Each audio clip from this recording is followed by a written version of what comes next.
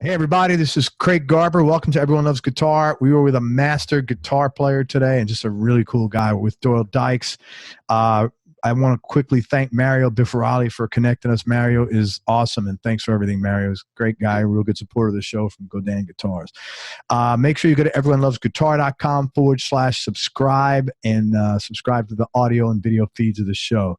All righty, let's talk about my man Doyle. Influenced by a wide variety of music, including Chet Atkins, Duane Eddy, and the Beatles, Doyle is actually one of the most accomplished fingerstyle guitarists, and he's equally proficient on acoustic and electric, which is unusual for such a great fingerstyle player. He's released 11 records to date. His early years as a guitarist took him all around the world as he toured with the Stamps Quartet and later with Grand Ole Opry star Grandpa Jones. And he's since been back to the Opry many, many times.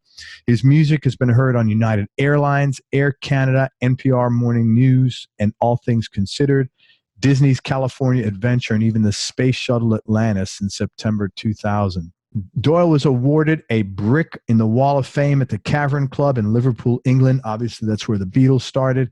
The ICGMA, which is the International Country Gospel Music Association, awarded Doyle Instrumentalist of the Year twice in 2006 and in 2014. And they also inducted Doyle into the Hall of Fame in 2011. He's played on stage with Les Paul, Chet Atkins, Duane Eddy, Peter Frampton, John Fogerty, Vince Gill. All those guys are such great players, my Lord, and many others.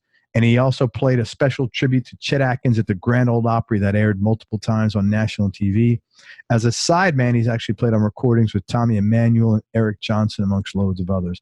Doyle, thank you so much, man. I appreciate you coming on the show. Hey, thanks, Craig. It's an honor. And all that stuff, if it ain't true, it ought to be. Right on, man. I like that. Man, in 1965, you had an experience that changed your life. If you could talk about this. Yeah, I was raised in church, and we had church Sunday morning, Sunday night, Wednesday night prayer meeting, Friday night youth service.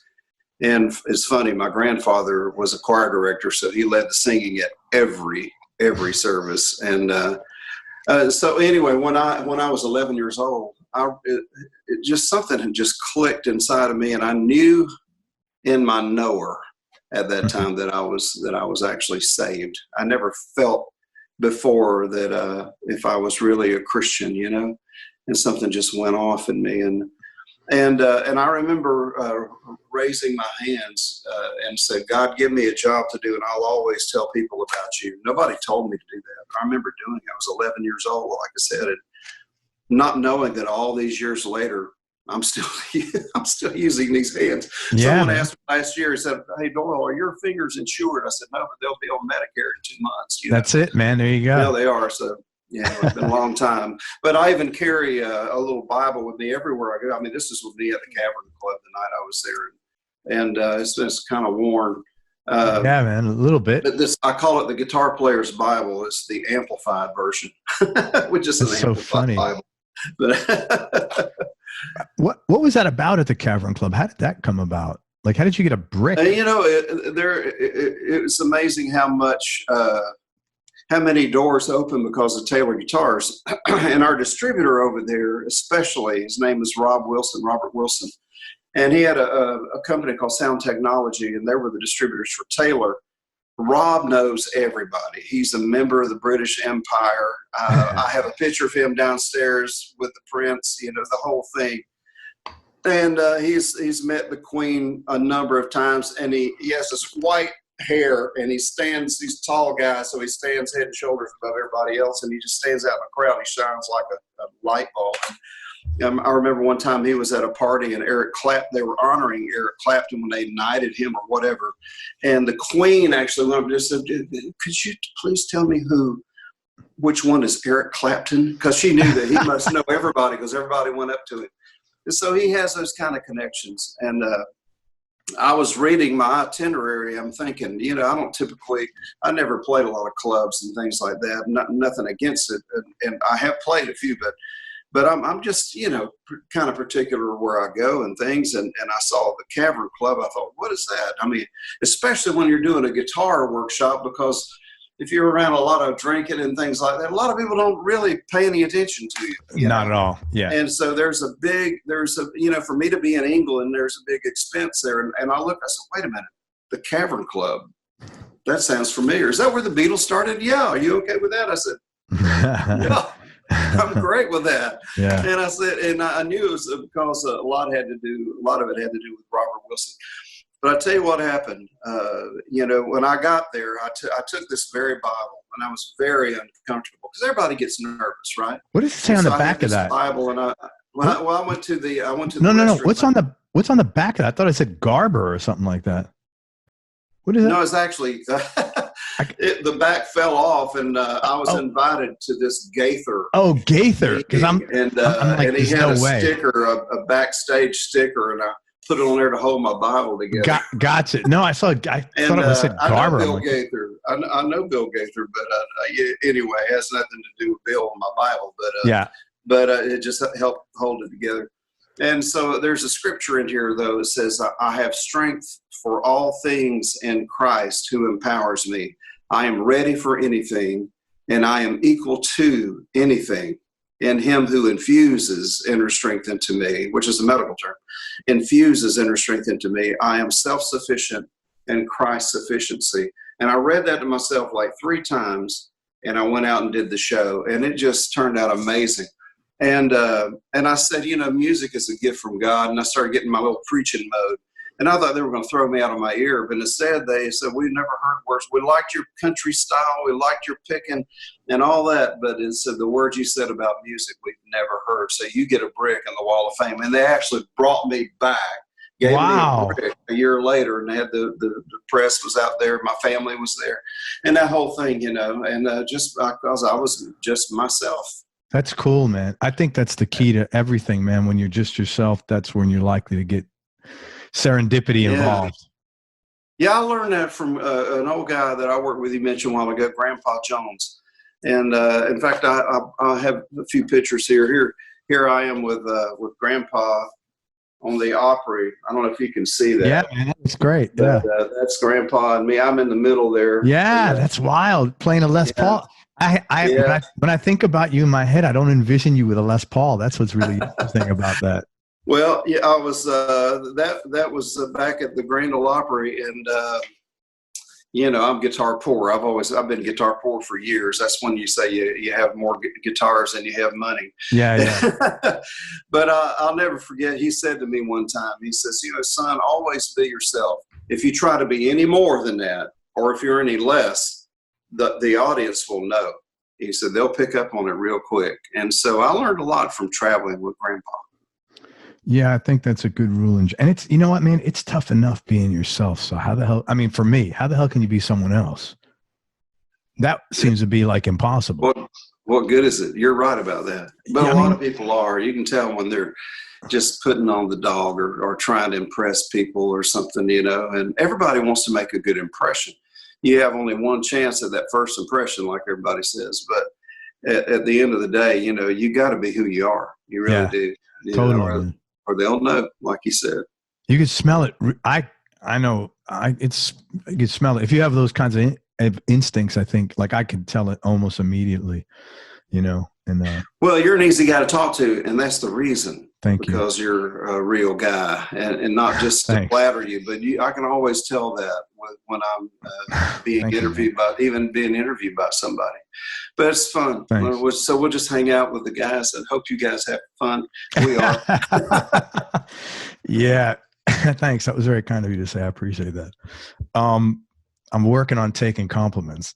Well, Mario told me, he said, man, he's a great guy, Mario DiBrale.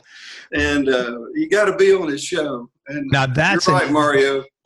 That's an easy guy to talk to right there, man. Oh, he's the sweetest guy around. Can't out-nice him. He's a good guy. All right. So one of the people that was very influential in your guitar playing was a sailor named Barry Lackey. And I would love you to talk about that story about who Barry Lackey was and how he came into your life. And how you reunited with him later. It's amazing because for years and years, I tried. I had this big notebook of all these notes that I was trying to find him, and every time I'd call someone, well, we think he may have passed away, you know, and he was a sailor that came to my church. And so to back up, I'm from Jacksonville, Florida, and so there were all these Navy bases, you know, there were 3 or 4 major Navy bases. They've closed one down. So anyway, we always had sailors, whether it was for God or girls or whatever. We didn't care as long as they came. Yeah. And this guy, and it seemed to be God and guitars, because he came up to my dad and he said, he called him Brother Dykes. He said, Brother Dykes, you mind if I play your guitar? And he you know.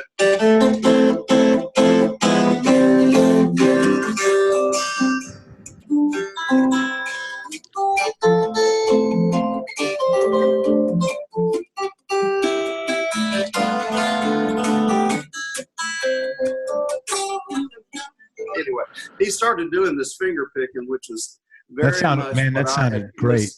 I listened to Chet all the time, and I never could, you know, because you'd see him on a TV show and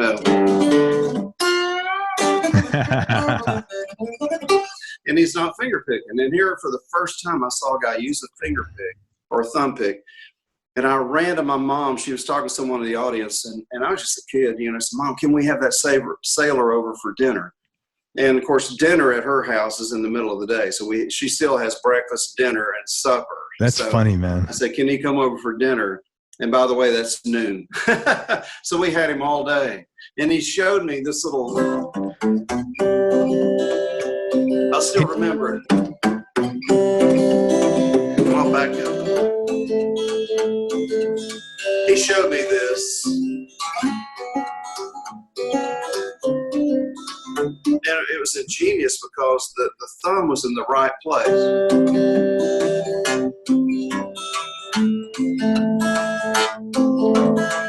Emphasis on the bass. And then he showed me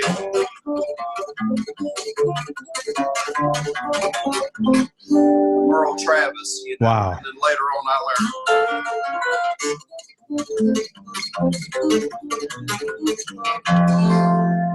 And so he was the guy that showed me that, and that's all I remember. I said, God, please don't let me forget this, you know. And he didn't know how to write it, and I wouldn't have known how to read it. And so that was it. And it's funny because I've shared that very thing. I remember I was in China one time, and they said, can you play a song for our video magazine that goes all over China?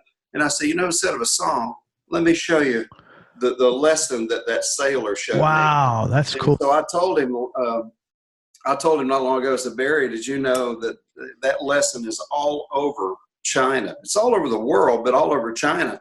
You're not getting a dime for it. That's the music business. It's funny because I asked him, I said, where did you get that? Because it's just such an ingenious little pattern. And he says, you know, I don't really know. He said, I tried to show it to a few other people, but nobody made a big deal out of it but you. He said, I guess that day, you know, I was a perfect teacher and you were the perfect student. Yeah, man. Sometimes that happens. Yeah. Sometimes that happens, man, when you're ready and it's weird. And so years later, I tried to find him, like 30 years later. And I remember one day I had a trash can, and in fact, I'm looking at it. I'm looking at the very trash. I said, Lord, if he's here, please let him find me. I've done all I could do. And so it was about 3 weeks later, I was up in Michigan. And my daughter, Haley, used to travel with me. And we were at Hubert Breeze Music up in Fraser, Michigan.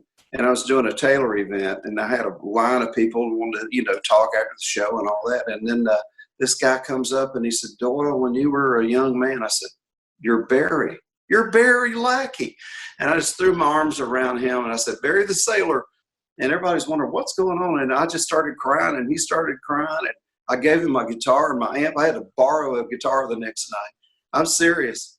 And, but he told me the story. He said, I'd quit playing. He said, when I went to Bible college many years ago, he said, my professor said, you'll never amount to anything playing that guitar. Oh, wow. And he stopped, you know, and he quit playing. And one day he said, God, if you'll give me my gift back, I'll use it for you. And he went to this music store and he looked at the bottom. I hope this is not going too long. No, this is great, man. This is cool. Well, he looked at in this music store in Ann Arbor, Michigan, and he said he saw this book and he took it out. I have a copy of it somewhere, but it said Top 100 Fingerstyle Guitar Players to 2000. And he looked in there, and I was in it. And they used one of my songs. I think it was Jazz in the Box or something. And it had a little they interviewed all the players, so it had a page there, and he was reading. He said, I wonder if it's that kid. I went to his house. And he said, well, this sailor came over to my house, and then Barry Lackey, and he went, oh my God, drops the book, and he says, and so he went home and he looked me up and found out I was going to be just a few miles away. Wow. And it's just an amazing thing. In fact, I knew you were probably going to ask that. What there's Barry. That's you and Barry. Wow. Yeah, you can see that. What a nice story, man. This was at the Country Music Hall of Fame. And they were actually, that's when they launched my book. They had a book party there at the Country Music Hall of Fame. Ricky Skaggs was there, and Duane Eddy was there, and Larry Carlton played, and David Pack, Ambrosia. It had some great musicians, and Jimmy Capps. I mean, I'll never forget that night. But one of the greatest honors. Those are some big names, man. Barry Lackey, yeah. That's really cool. It was an honor. Nice that you got to reconnect after. But what was really nice is that you karmically sort of repaid his debt. You repaid him. Because if he hadn't picked up, no, seriously, right? If you think about it, if he hadn't have saw that was in his mind the signal he was looking for to play guitar again. I've talked about him all over the world, and I talked about him in my book. And you can't calculate those kinds of things. No. And we figured out that it was 3 weeks before I was there, which was, it could have been the same very day, yeah, the same time that I had thrown that stack of stuff away. And that's crazy, man. You can't calculate things like that. And that's why I wrote this book called The Lights of Marfa. And the Marfa lights is something that Bob Taylor told me about. And oh, you don't know about the Marfa lights? And he's making a big table for his new house. And he kept working. Oh, it's just the biggest UFO site in the world. And then he said, well, and he laughed. He said, well, they're not flying saucers, but they're unidentified. They don't know where they come from, but they're lights and they appear and no one knows where they come from. And I told him that day, I said, I've been writing a book, and I said, I just don't know what to call it yet. And when I left, I thought, The Lights of Marfa, those unexplained things. And that's what the whole book is about. Talk about the book. What made you write it, and what's in it? Well, I never would have thought I'd written a book. I figured anything I ever had to do with a book, you'd have to have crayons, But and by the way, let me just tell people, you were not in China last week. This is quite a while back. No, this was I don't want someone to see the gig next week. I got to stay. We're not showing up. This guy was in China. I have been approached this year to go to China, but no, this was 2 years ago. Yeah. But it's funny. I was on the sidewalk after a gig in Chicago, and there's a guy there with me helping me load my things, and I said, be careful, man. This is the way Clarence, White was killed, putting things in the back of his car, and that guy came up and hit him. Yeah. And I said, I'm always cautious of that. And like a guy robbed him? No, he hit him. And he was loading this trunk of his car, is what I heard. Loading his car, and someone came along and didn't see him, hit the back. Maybe it was driver. Another driver hit him. Yeah, hit him with a car. And so I said, let's get over on the sidewalk, because he wanted to talk a little bit. He said, it's time you write a book. And he was the editor-in-chief of Moody Publishers. I said, come on, man. I mean, write a book? He says, yeah, these stories you have are just great. And it all started off with this one I wrote for my daughter, Heidi. I wrote a song for her, and I do it at every guitar clinic. And when I was with Taylor, and I have a few guitars in the room, but I was going to go get my Taylor, and I didn't bring it. But this guitar here that Mario and the guys and Simone over at Godin. Do you see the little white roses up on the? Yeah, I do. That's cool. On the 12th fret. And this is an Olson, and I mean, Olson guitars are very expensive, but the White Rose. What's the deal with that? And Mr. Olson did that for me. In fact, this guitar, I have 4 Olson guitars too, because I just love them, and he's a good friend of mine. But that was a gift from him about 3 or 4 years ago because of this book that I sent him he said that came at the right time. And so, you want me to tell the story of the White Rose, or? Yeah, well, I want you to talk about the White Rose, but tell me, then tell us a story from the book. Like, tie this all up. Well, it started with me telling stories when I would go to these. People would ask me, "Why is there a White Rose on your guitar?" Because on my Taylor was a White Rose, like very similar to the one on the Olson. And why is there a White Rose on your guitar? I said, well, it was years ago. I had left Grandpa Jones, and I came in from a trip, and my wife met me at the door. I married my high school sweetheart. We had 3 daughters, Heidi, Holly, and Haley. And then later we had a Harry. But actually, his name is Caleb, but we did have a son. But then there were only two daughters, and it was Heidi, she was 4, and Holly, she was 2. So I came in off this trip, and my wife didn't go with me. It was kind of a hard day, so it was on a Sunday night. I got in late, about 11:30. She said, "Good night," gave me a kiss and hug. "They're yours. Have fun." And so, you want to play? And my kids said, "Yeah." And so we played until about, I just had fun with them, some dad time, But it was like 2:30 in the morning. "Oh my gosh, you girls have to get to bed. Tell us a story." "It's too late. Let's say our prayers." And I said, "Okay, you got me on that." So I said, "We get into bed." So they had 2 little twin beds. I got in the middle on the floor, and we held our hands, and then it was so late. I just said a little, "Now I'll lay me down to sleep," kind of a poem prayer. And Holly was gone. She's the 2-year-old. She was out before amen, but Heidi was wide awake. I said, "Heidi, you need to go to sleep." "Daddy, do you think God would bring me something if we ask him?" And I said, "What is it that you like to have?" She said, "I'd like to have a rose." And I said, "Okay, well, we'll ask him real quick." And so we just prayed, "God, give Heidi a rose." And I walked out, and I walked back in. I thought, childlike faith, that's a pretty precious thing. And I walked back in. I said, "How come you want a rose so much?" She says, "Because they're so pretty, and I've always wanted one." And I'm thinking, you're 4. All those that's years, funny, man. I've always wanted one. And so, I didn't think much about it. I thought it was so sweet. But the next night at our little prayer time, we were holding, I told him a story. We were holding hands. We're going to pray before I put on the bed. And Heidi starts crying, her hands shaking. And I looked, and I said, "What's wrong?" She says, "How come God didn't bring my rose? Do you think he forgot?" And I said, "Oh, I didn't know what to say. We didn't mention the color of that rose." She said, "Well, did he need to know that?"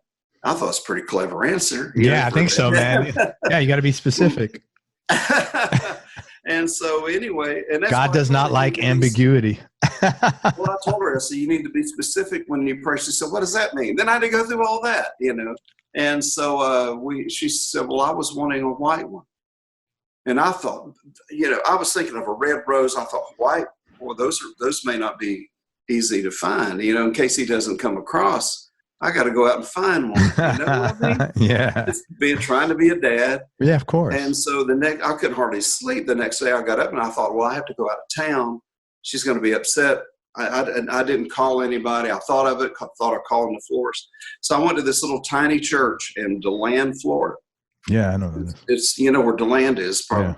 Yeah. And so the pastor after church, I played my heart out, but it was just a small little center aisle, 2 little sections of chairs and all. And he said, well, Doyle, we'll be over next door. We have some refreshments for you. And I said, okay, I'll put my guitars away and I'll be right over. And I'd never been there, but I met this guy. His wife was a singer, and I recorded on a record in Tennessee. And so, but I'd never been to their church. And so he had been gone for a few minutes, and all of a sudden this little lady walks in the back, sort of bursts through the door. She says, "Are you Doyle Dykes?" And I said, "Yes." And she says, "I was in my garden. God said, bring this to Doyle Dykes. Are you Doyle Dykes?" And I said, "Yes." And I could tell she was autistic. I didn't even know that word back then, but I knew she was special. And I said, God told you to bring me that? She says, I was in my garden. She said it again. She had this little aluminum foil package. And she walks up and she hands this to me. I said, well, I'll enjoy eating this from your garden. She said, well, I wouldn't eat that. And she stood there. She said, you better look at it. And so I had put my guitar down and I peeled the foil back. And so help me, Craig, it was a little white rose. And I hadn't told a soul about that. And I thought, oh, my God. And I just sort of shut it. And then I looked at the person that gave it to me. And I thought, God, you could have used anybody. You used her, you know, and which goes to show that God can use anybody. And so we should never sum people up by the way they dress or the way they look or the color of their skin or if they look wealthy or if they look poor or anything else, you know, or if they look smart or if they look religious in a church. You know, you can't go by any of that. God can use anything or anyone he wants to. And so I learned a lot of lessons through that. And I kept the rose, you know, overnight, you know, in water and took it back the next day when I got home. Drove up in the driveway and my little girl Heidi, she runs out, good to have you home, Daddy. Gives me a big hug in my van seat. I wasn't even out of the seat. And I reach over and I give her, I said, something for you. There's a present for you. She says, it's my rose, isn't it? She knew. And I just stood there and going, oh my God.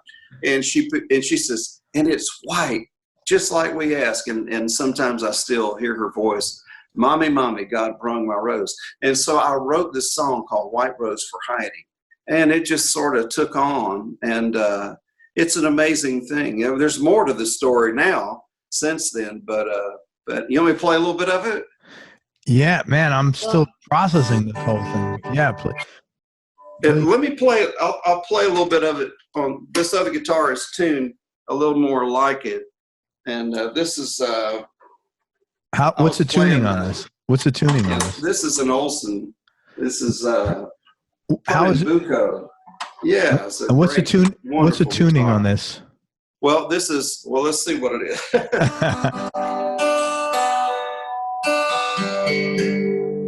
When I strummed it, I thought it was a G chord. Now I'm going to take this down to a C.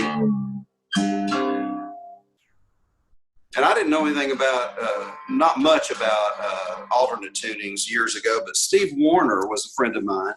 I had Steve on the show here. Oh, you did? Yeah, I'm not surprised. He's a wonderful musician, wonderful player. Talented as anything. But he showed me this tuning years ago, and I wrote the song kind of around the tuning. So it's a G chord. So it's D, B, G, D, G, and then a C. Okay. And I don't have to play the whole thing because it might get too long, but.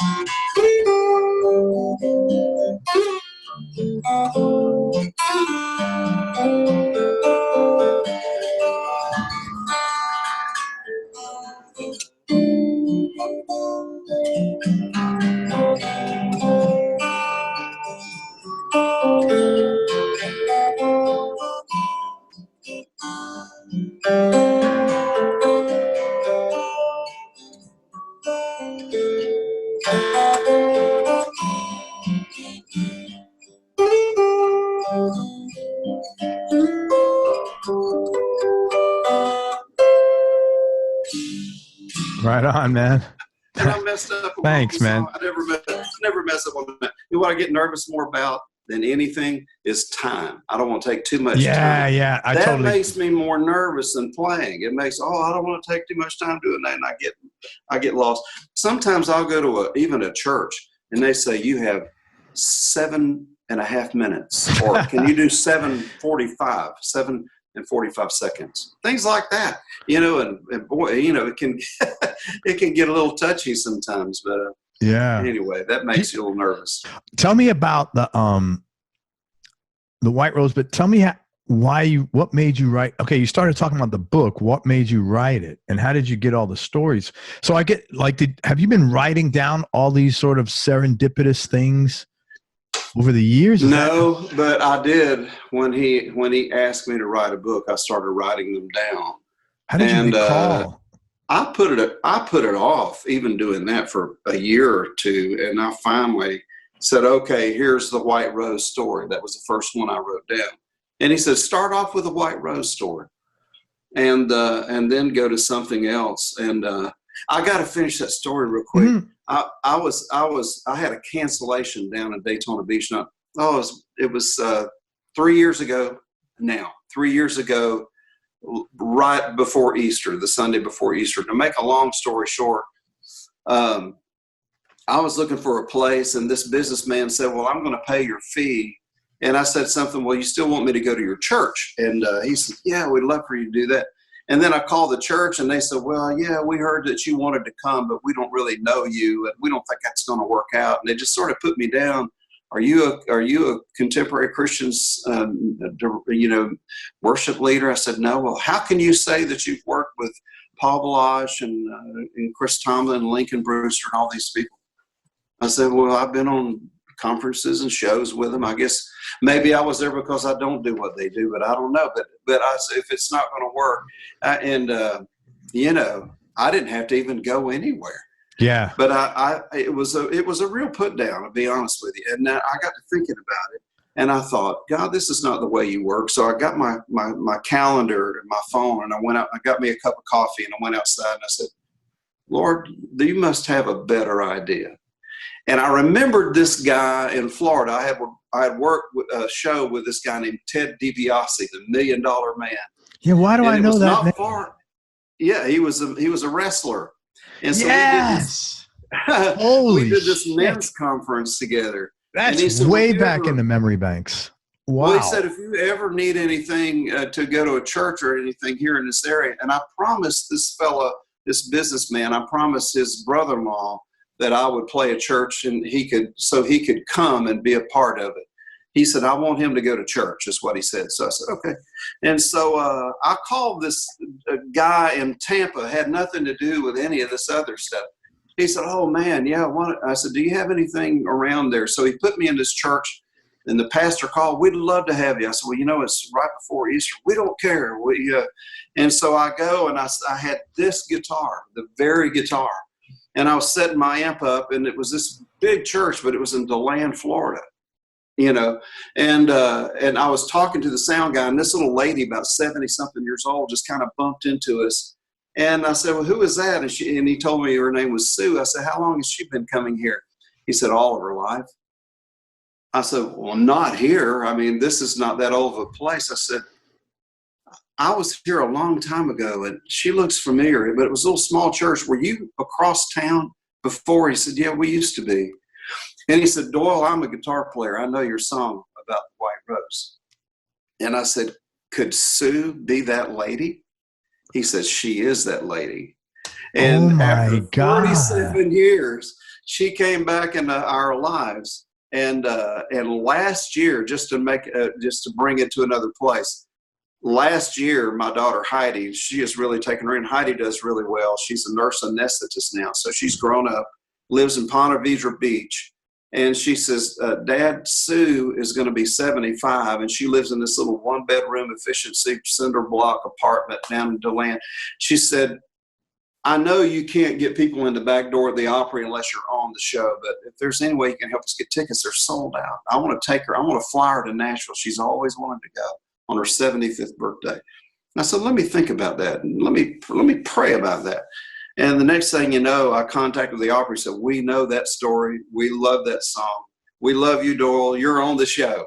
And not only was I able to get them backstage, she walked to the circle, man. I mean, the part right there where all the greats have stood, and Hank Williams and everybody. And so on her 75th birthday. So go figure that. That's kind of what my book's about. But that happened after the book. But I have a lot of stories like that, and it's some of it involves other musicians like Eric Johnson, and some of it involves just my kids and things like that. But some of them are hair raising, and I'm going, man, I just I can't believe that actually happened to me, but it did. So how did you how did you recall all these things? That's not. Well, in a sense, how could you ever forget that? You know what I'm saying? It's like writing a song. Tommy Emmanuel, somebody said, how can you remember the notes of a song like that, for instance?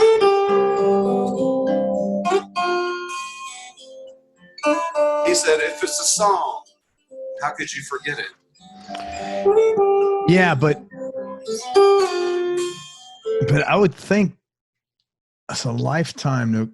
But, not every one of those stories had to be as, what's the word I'm looking for? Had to be as sensational, involved, and, sensational as the White Rose story. I was on a plane one time. I was scheduled to be in San Diego for a week. They called it a summit for all the clinicians. Back then we had 12 clinicians at Taylor. And man, I did over 100 clinics a year for them back then. I was a busy man.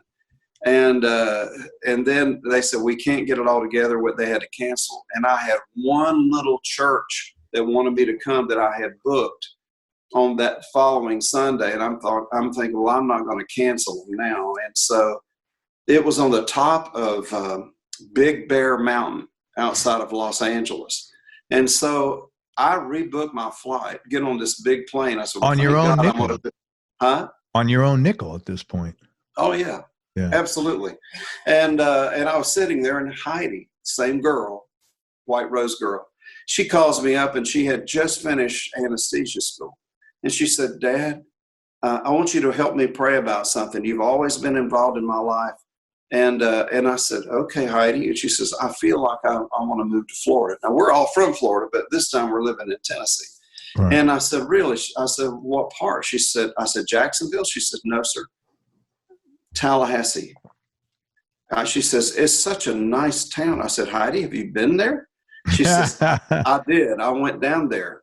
She says, I saw that they had a position open. I went to the hospital, and Dad, the anesthesiologist, there's several of them. They all took me to dinner, and their wives, they got sitters. They treated me like a doctor.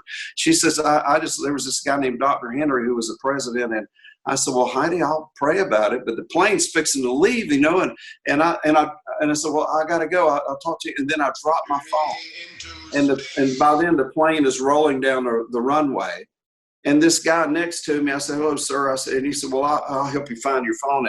And he was kind of grubby looking, and looked very tired.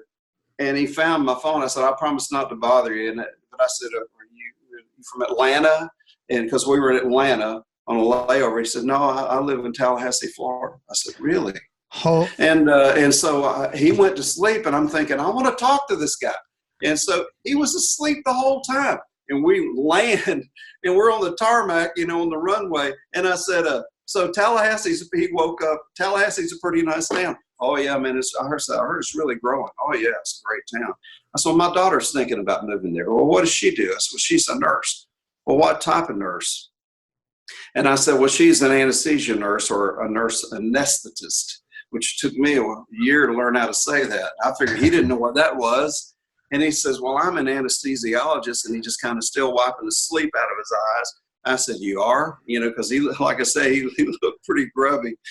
And he said, yeah, in fact, I'm the president of our group. And he said, we haven't interviewed anybody lately except for one young lady. Is your daughter named Heidi?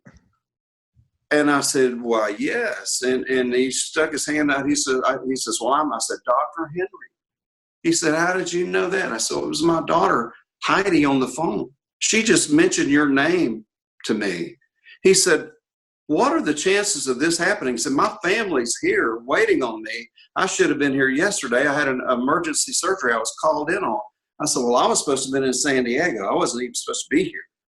He said, so I changed my flight. He said, what are the chances of this happening on a, 2-seater, 3 or 4-seater, then another 400 people, 400 people. On a plane. All this 300 some people.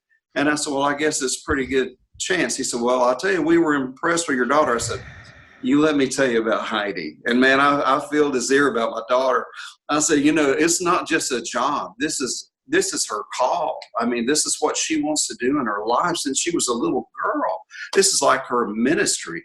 And he says, well, man, I just can't wait I want to introduce you to my family. And I met them. And it was about 2 weeks later, I was on a plane again. Heidi calls me. I'm on my way to New York. I was going to play with Les Paul. And I was doing some shows up there, but he invited me, and so I was going to the Iridium, and she said, oh, that's so cool, Dad. I know you love Les Paul. I said, oh, yeah. She says, well, I got the job. I said, really? She said, yeah, Dad, they had a roundtable discussion, and those guys were so stirred at that story. One man stood up. He said, I don't care what it takes. I have $10,000 here, and I'll pay her expenses. She said they paid every dime, more than they paid for anybody, paid her school off. And so go figure that. Go calculate that. Is she still there? Yeah. Well, she's not in Tallahassee anymore, and that group was sold to another company. She met a guy, which is another story that's in my book. And she said, Dad, I need to share. I said, Heidi, you got a new car. She had a beautiful new car, a new house. She said, Dad, I have no one to share it with. And so the very end of the week, at his last day, they met. Of course, he lived in Jacksonville, and that's where they've been ever since. Now 2 grandkids later. There you go. Right on, man. Congratulations. He's all right in my book. Okay, so let me ask you a couple of questions about this. This is just your opinion. I've had a lot of things happen like that to me over my life. Not as like just how I met my wife was very weird. And 27 years later, we're here. Very unlikely. I mean, she's from a little town in England. I'm from the Bronx. That's just the start of it. But how I met her is just like the seeds for that story were put in place like a year and a half earlier through contacts. It was very strange. And then I had other things like, I remember one time I went to the Publix to get some groceries. And I think we had like a Ford Explorer at the time. And I think I was wearing gym shorts and I had no place to put my wallet. So I laid my wallet while I'm loading the groceries in the hatch. I put my wallet on the edge, on the bumper. And I'm driving home and I'm right about to pull my drive. I'm like, oh my God, I never pulled my wallet off. So I said, okay, I'll go back and look for it, but let me get out and do the groceries. So I get out of the truck and I start unloading the groceries. My wallet was there on the bumper. Yeah. I've had that happen to me before too. I think the good Lord watches over us in spite of ourselves, Yeah, that wasn't held down by gravity. He shows us these little things sometimes, and I'm watching over you, and I care for you. Some people would call that serendipity or a circumstance, happenstance, or a coincidence. But even Eric Johnson said to me one time, he said, "Doyle, I think that was divine providence." Because one of those stories happened with him in my book. He said that had to be divine providence. He said, because you can't calculate things like that. Go ahead, tell that story. And I lost this ear. I'm totally deaf in this ear. I mean, I may as well be, scratching my elbow if I was going to hear it out of it. It can't hear a thing. And it was because of this tumor. It was kind of like a brain tumor. Can't think of this. Ruffalo.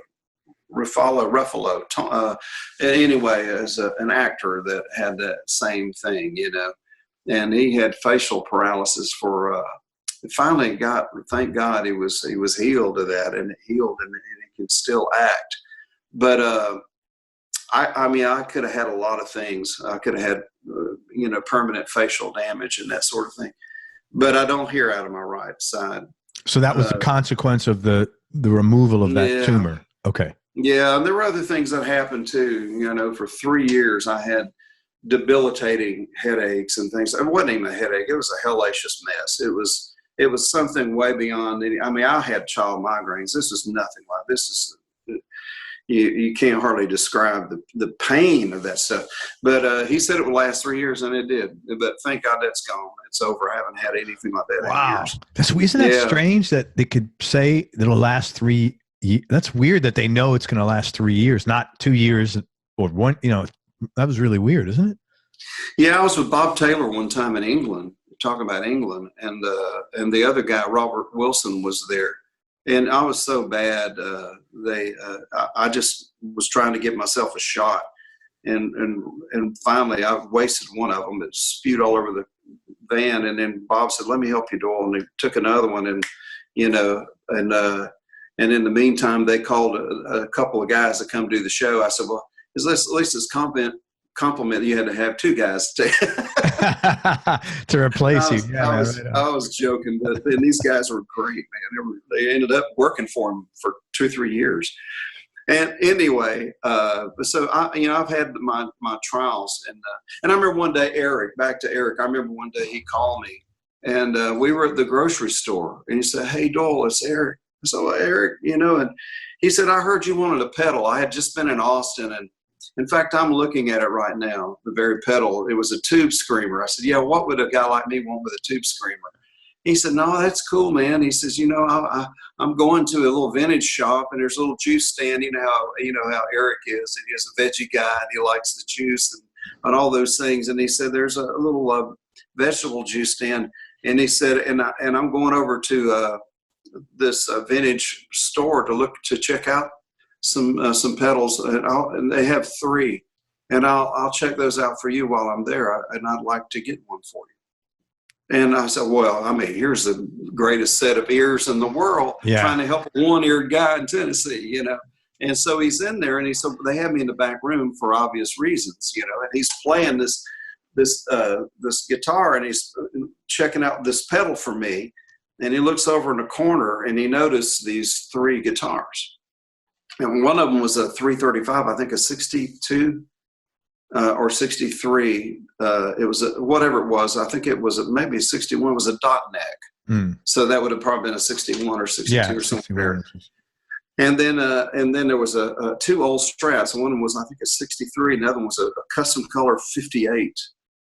And he knew those guitars. They were stolen from him in the 80s. And he went to the managers, the owner of the store. He said, "I think these are my old guitars. Where did they come from?" He said, "Well, there was a widow woman that said her husband died. She didn't know where he got them from." He said, "Well, they're my guitars. I know they are." And he went home and he got the serial numbers. He still had the Guitar Player magazine that said, if it was a first issue, from what I understand, Eric Johnson's guitars were sold. If anybody happens to see these, there's a serial number. So he brought it, and they called the lady, said, "I'm not trying to get anybody in trouble or anything like that." And of course, her husband was deceased, and she said, "Well, if they belong to you, then you get them back." He got all 3 of those guitars back just by going. He said, "Doyle, they wouldn't have lasted 24 hours. They were out of quarantine. They were already sold to some guy overseas. They didn't realize it belonged to Eric." He said, "Had I not gone over there and tried out that pedal, that was you, man. Pedals for you, I'd have never seen those guitars." And of course, they were some of those favorite guitars that he ever had. Let me ask your opinion on this. Do you think these things happen all the time, but you have to be like, as I've gotten older, I'm definitely more open to these things. Like, I'm more open to things like divine intervention happening. And little things like that I find myself expressing gratitude for that I may not have in the past. For example, my kid tells me a story of how he's almost in an accident, and by all conventions, he should have been hurt, and he wasn't. Or I'm making a left turn, and I say, I gotta not make this left turn now into the plaza. And the guy, it's good because the guy coming suddenly accelerated, and had I made that left turn, I would have gotten smashed. I don't think I'm that smart. Some of this is intuition. I believe in intuition.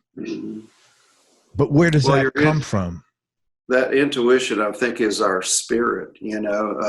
Paul in the New Testament, Paul talks about his bowels of compassion. In other words, he had this gut feeling over when he would, pray for people. And sometimes you just had this feeling down inside his gut, God help these. You know what I'm saying?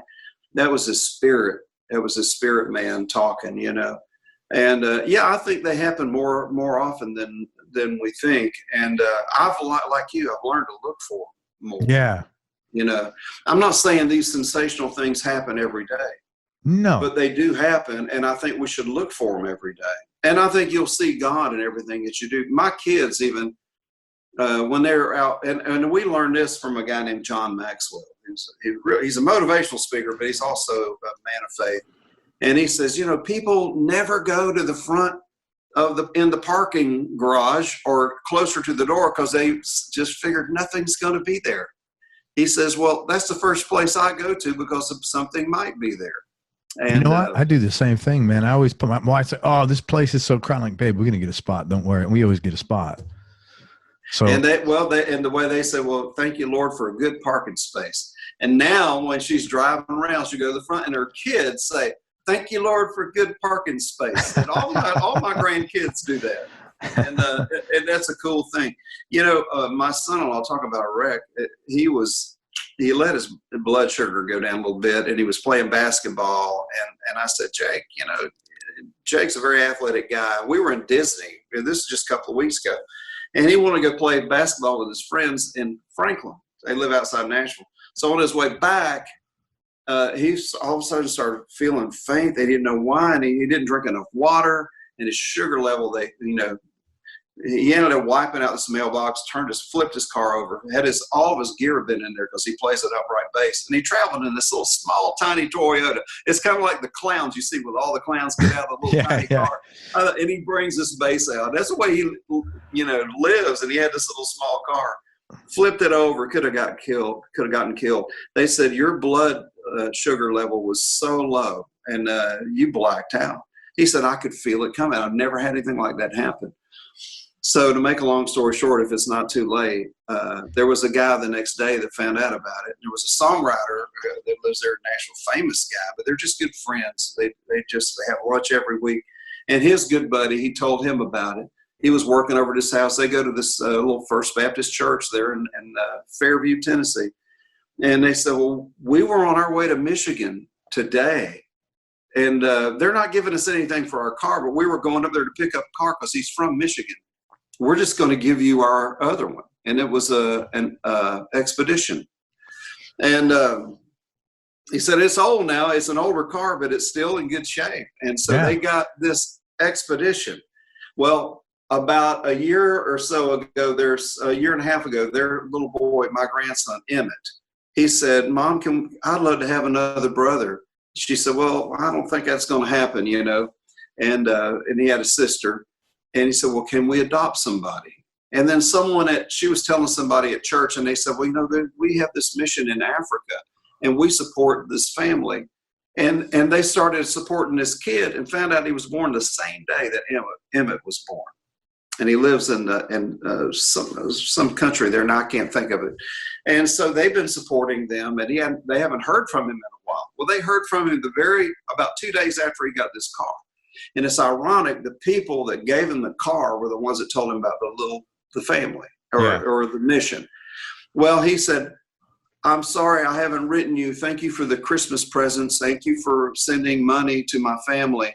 I pray God gives you No, it's all good. Okay. He said, I pray. He said, I pray God gives you every dollar back that you sent to us. And in the note he sent, now this was just a week before last, he drew a little picture of a car. Now, why would this kid even do that? He knew nothing about that. I mean, this just happened, you know, and he's in Africa. And he said, I hope you get everything back and God blesses you. And he drew a picture of a car. And when they saw that, even their little boy said, Mom, he drew a car, you know, and they needed a car. And so it was just, it's just those things like that. They're connecting the dots. It just lets you know that there is a God in heaven that cares for you. I don't understand everything either, you know, as far as that, you know, I'm not the all-knowing. There's some things I can't figure out. Like Robert Godin, one of the nicest people you'll ever meet, talking to his daughter one day, and she was on her way to meet him as he was going out sailing, and she was downtown, and she just finished college on a bicycle, turned a corner, and a bus hit her and took her life. Bob Taylor told me one day, he said, you know, when I really started loving Robert Godin, when I found out he lost a child, and he's still the sweetest man in the business, you know.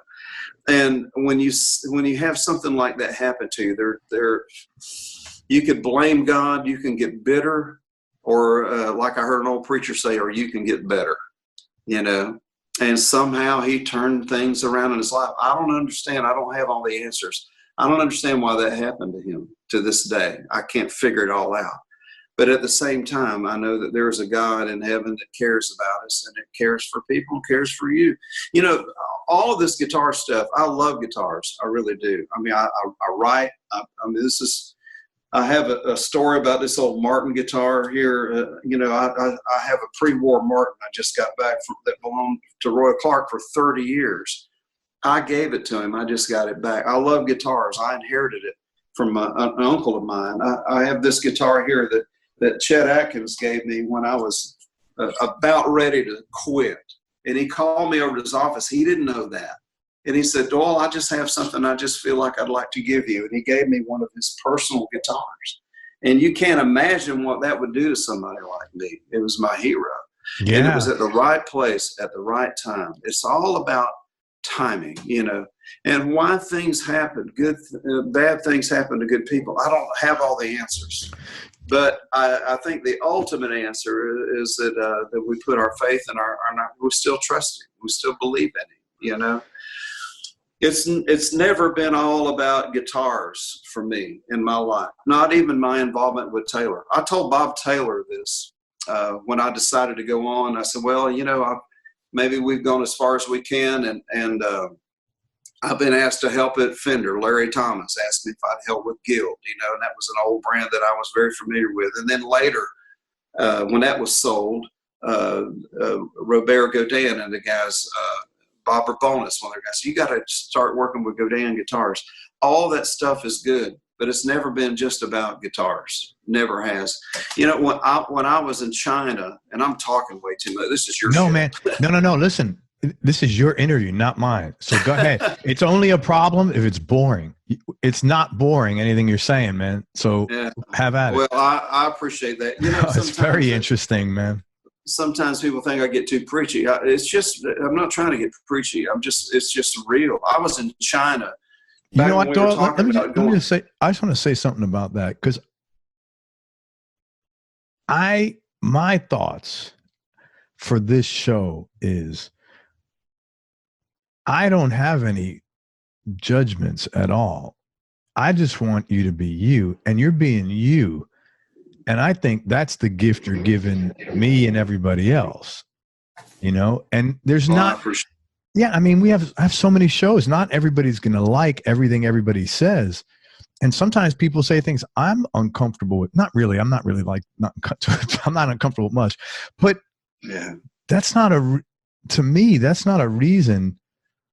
This is very interesting, and I'm learning things, and I think people listening are learning. And maybe and even if someone's like, well, you know, there's a lot of people listening to this, maybe, what is it, atheists, or when, like, you don't have a belief, they might say, hey man, you know, maybe there's something to this, or it's interesting, or maybe they just say, hey man, this guy's full of shit. whatever. It's sincere. And to me, that's the whole thing, man. If you can get reality of how people are feeling, which is the gift that every musician gives me, because musicians are so sincere, man, like that's as good as it gets conversationally. Yeah. I mean, if somebody doesn't believe in God, I mean, to me, I feel sorry for you, because it's such a part of my life. I can't even separate my music from God. Right. You know, because it all came at that time. I remember Chet Atkins used to say, did you hear about the dyslexic agnostic insomniac? He laid awake all night wondering if there's really a dog. And so I think sometimes we should lighten up a little bit. And but when you hear things like this that happen, I'm not smart enough to make these things up either, you know, and I'm not trying to sell my book. I'll never be I don't say I'll never be I don't know if I ever write another book. That wasn't something I even ever. No, but that wasn't your goal. Like when you wrote the book to like, hey man, I hope I make $1 million. I hope I retire rich off the, you know what I'm really impressed at? Not just you, but what I did. And we talked about, I didn't grow up with any sense of religion, any sense of God, but over the course of my life, I noticed that I've learned most of the people, and I've been very rough and not willing to accept mentors because of how I grew up, just because of a wall, my personal problem, not anybody else's, right? But I noticed when I have opened up, most of the people that I have opened up to, the thing I admired about them was their work ethic and their sense of sort of like service, if that's the right word. And they happen to, most of them, be Christians. So even though I didn't grow up in this, there's got to be something to that. Why was I attracted to these people? There's got to be something associated with their belief and their faith, because it's very common to everybody that not everybody, but a lot of people that I feel good about, and that I learned how to treat others from watching them, how to behave in a work situation from watching them. I mean, they didn't sit and teach me, but they were people I said, I like how this guy acts. Let me watch and learn.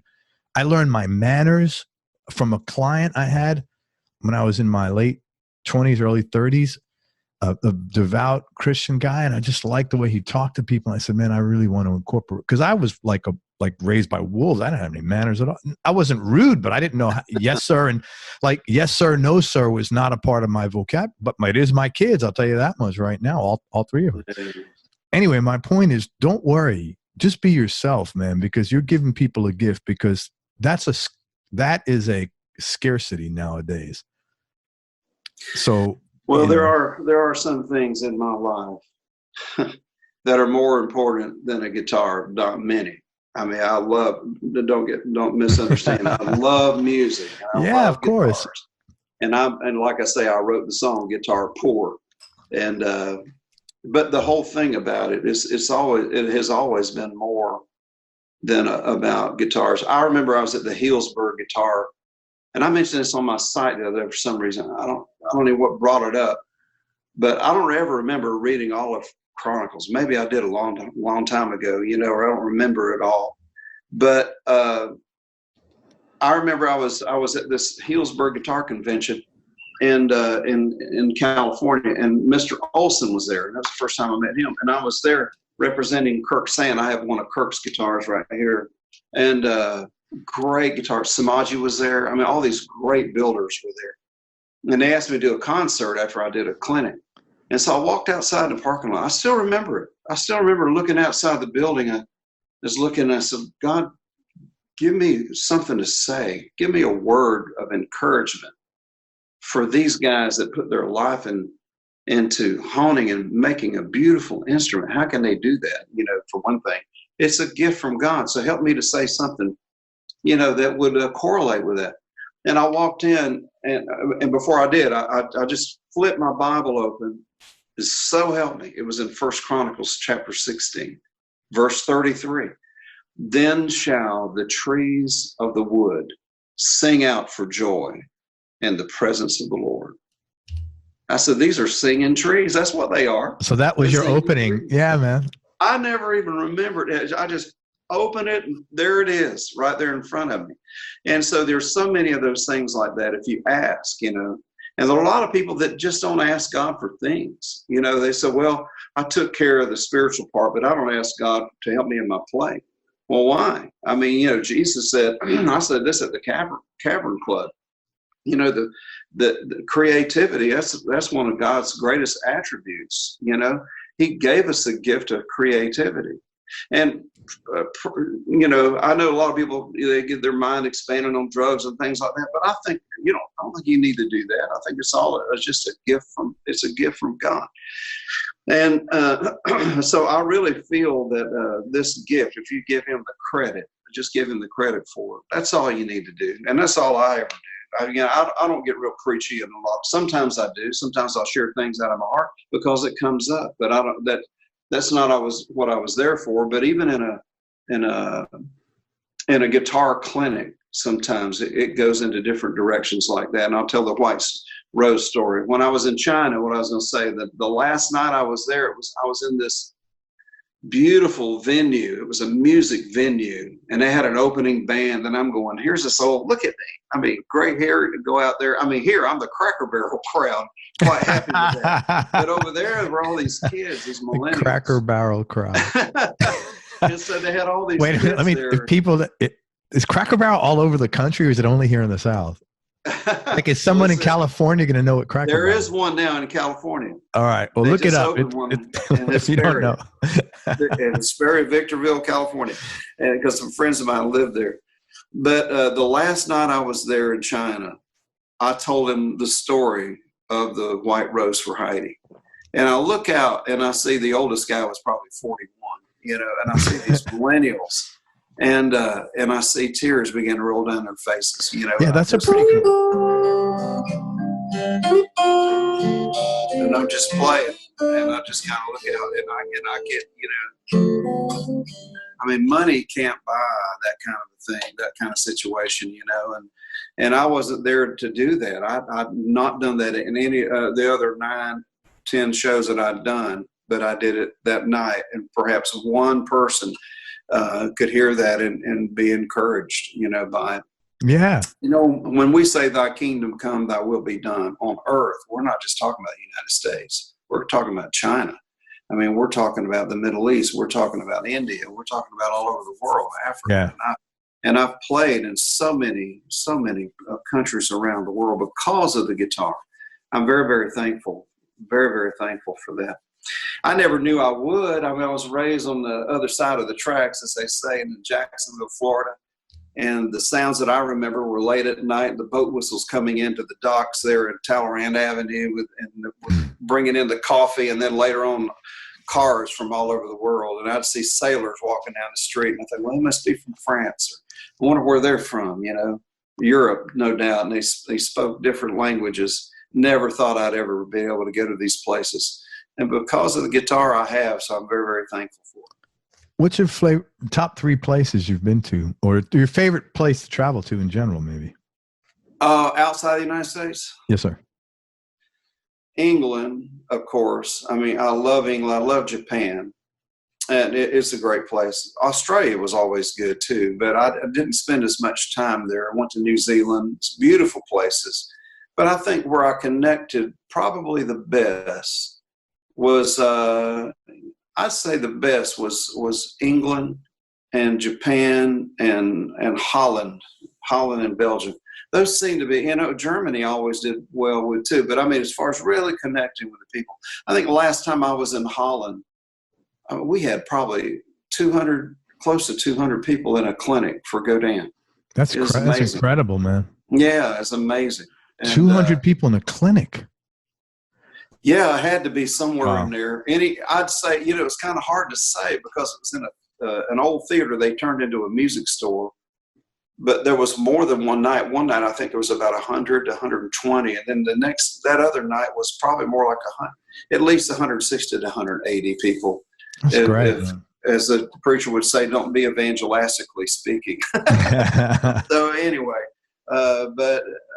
There was a lady that walked up to me one time years ago, and I almost hesitant to say this, but I pastored a church in the 80s in Florida. And this lady walked up to me with her husband. They were sort of members at large. They didn't come all the time. And she was more of a missionary. And he was an old builder, and he was an amazing man, very wealthy guy, but just blue collar all the way. And he said, "Hey, Doyle," and he spoke real gruff, you know, "Annie's got a word. You know, she knows how to hear from God. Listen to her." And Annie stood there, and she's about 5'4", or maybe less. And she says, "You're not going to be here much longer." And I just finished our building, and I was thankful. I'd never done anything like that before, you know.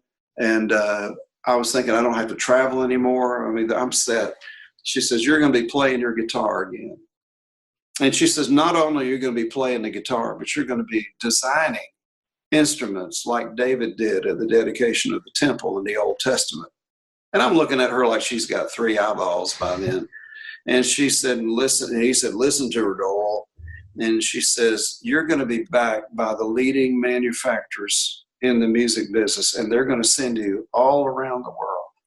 But it's not going to be just about the guitar, but that's going to happen to you." And it didn't happen overnight. It's all about timing. And it happened a few years later, and when I met Bob Taylor. And I met Wayne Charvel first, and he kept saying, "You need to play a Taylor." And then when I met Bob Taylor, I mean, it changed my whole way of playing, my whole style. And then from there, of course, with Fender, and then I helped design an amp with Paul Rivera. And then, of course, GHS strings, and we had signature strings with them, and signature picks, signature haircut. But it has been a great thing. You know, I think my instruments have taken me around the world. But like I say, sometimes some things are more important. I think the number one message that I would have, as far as not getting too spiritual, but we had some really great. There were clinics that I did when I was with Taylor that were 500-600 people. Now that's amazing. That's amazing. 500 or 600 people at a clinic. Absolutely. Where? One of them, we had about 450 to 500. I know in Fraser, Michigan, and I was there that night. Go figure. That's not like Detroit. That's not even a big city. It happened. Also in a church down, they held it at a church in Griffin, Georgia. I think there were right at 500 there, and then more like 500 to 600 in Texas. My friend Kelly Barber ran out of space in his store, and he moved it to a church, and then people just came out because a guitar player was going to be there.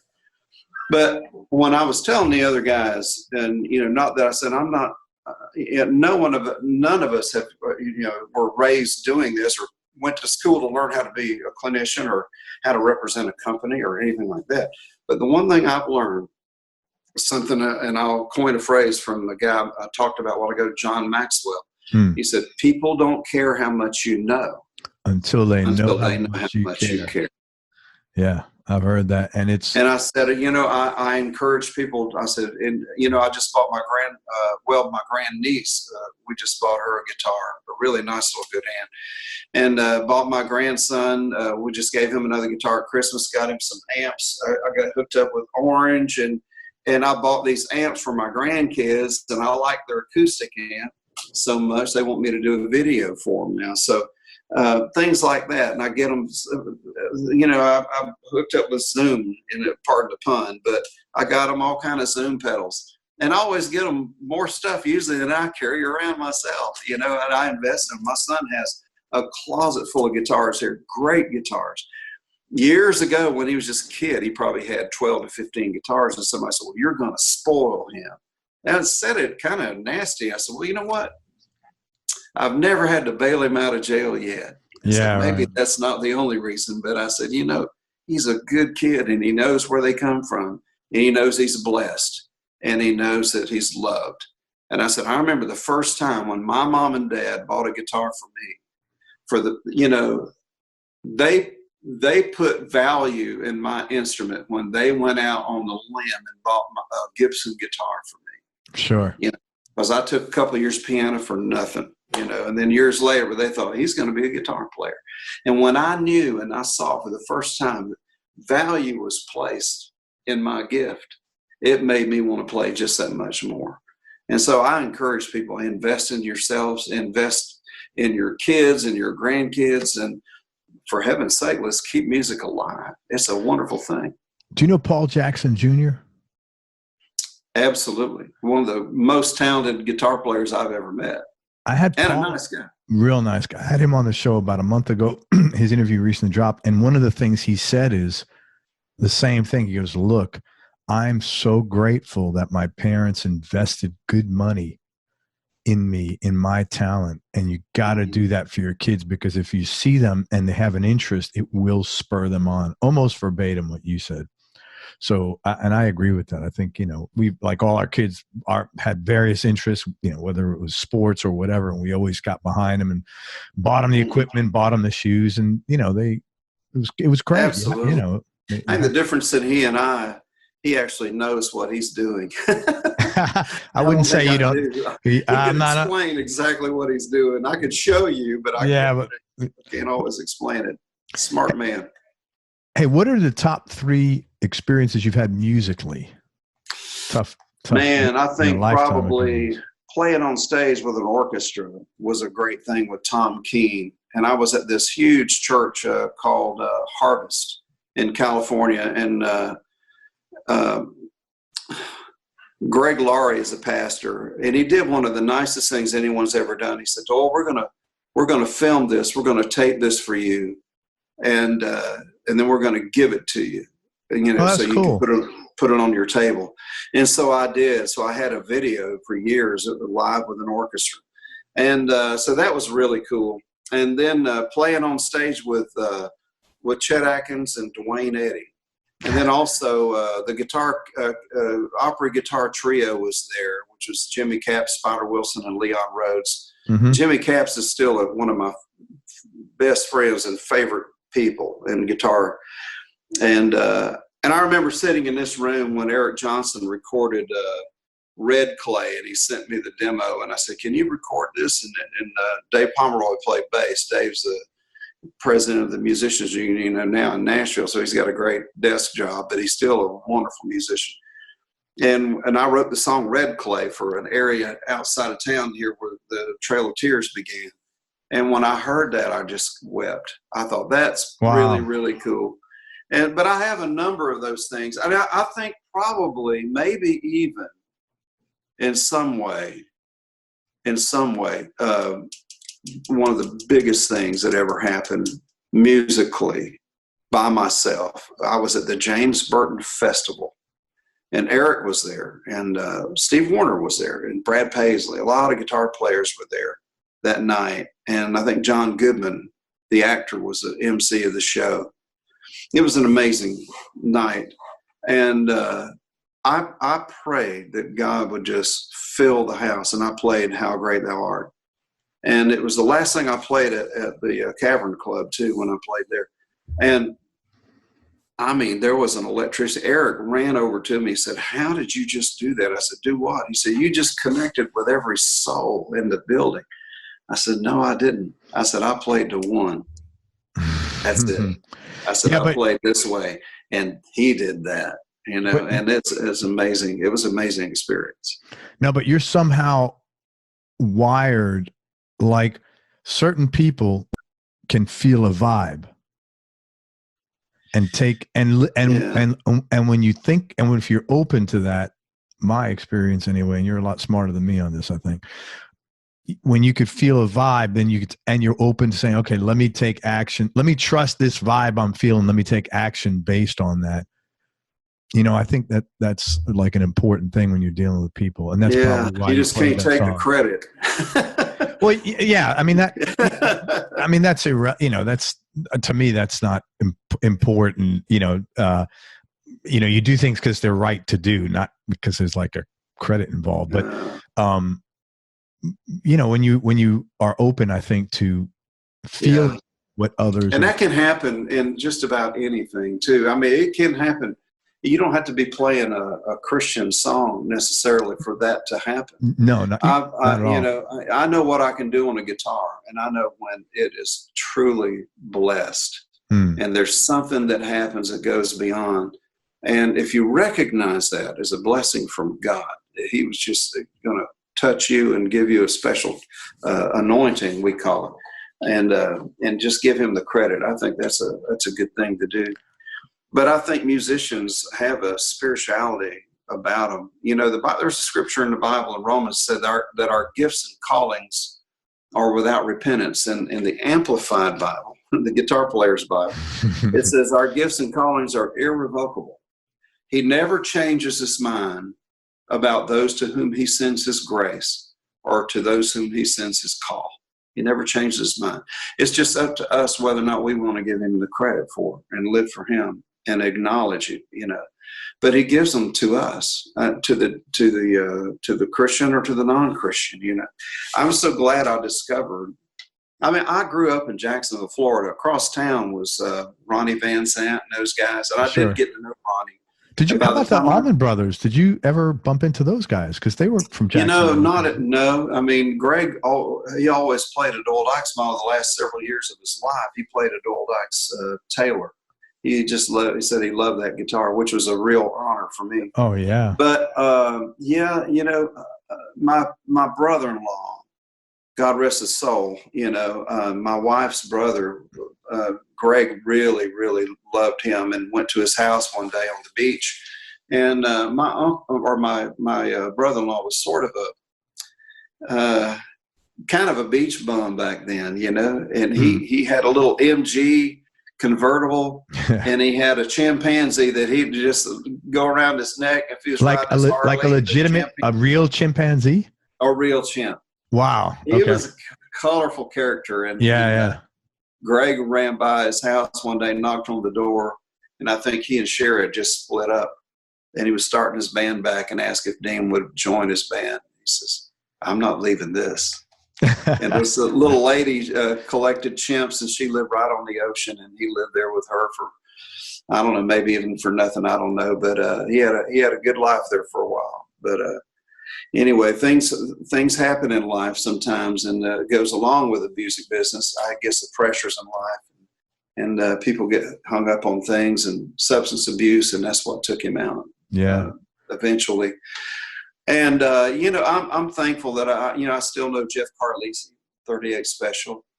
And it's funny because Jeff is good friends with Mike Huckabee. That's funny. And Mike Huckabee is, even though he's a politician, some people may frown on that. He loves music. He loves musicians. And when I talk to Mike Huckabee, I don't just talk. I'm not talking to the politician. I'm talking to the bass player, you know, and the minister, the Christian, the brother. You know, when I talk to him. Well, it's funny. When I talk to musicians, I never feel like I'm talking to the guitar player. I'm just talking to you. I don't, you know what I'm saying? So I get that 100%. I never feel like, oh my God, I got this great, I respect your talent, but I want to have a conversation with you because that's what interests me. Right. And I would imagine the reverse is true. Like, it's probably nice that I'm not like talking to the guitar, you know, from your aspect, because every place you go, lots of people do talk to the guitar player. It's probably good to refreshing or whatever. I hope anyway, to not have to, you know, everything's guitar. There's a special camaraderie among guitar players. Yeah, definitely. And I've seen that with of course, Eric Johnson and Steve Vai. I had a chance to play with him a couple of times. And Steve is just what you hope he is. He knows who he is. I had him on here, man. He's a star, but at the same time, when he walks into the room, he's up here to me. But you know what he does? He brings me right up there with him. Yeah, he's a good guy. Not everybody does that. You know, he's what most good musicians are that way. Absolutely. It's some of those that wish they were, or they're fighting, you know, I don't know, you know, internal things or whatever. But most really good musicians are sweet people, sweet-spirited people. 100%.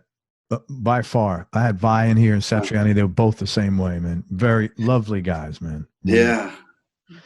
I haven't met Joe, but but Steve, and then I know you know Greg Koch, one of the he's a nicest, monster. craziest people I've ever met in my whole life. Monster player. Amazing. But looking back, you know, Merle Travis and Roy Clark and Chet Atkins and Les Paul and some of the guys that were my heroes in the day, you know, and still are.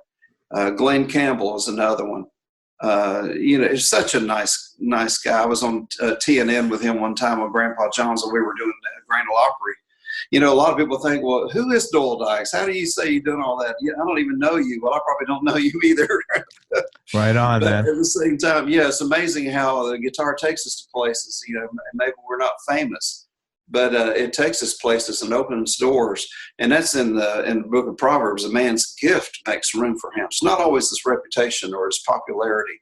A man's gift makes room for him and brings him before great men. Doyle, tell me some of the low points or dark periods that you had to deal with and how you got through them.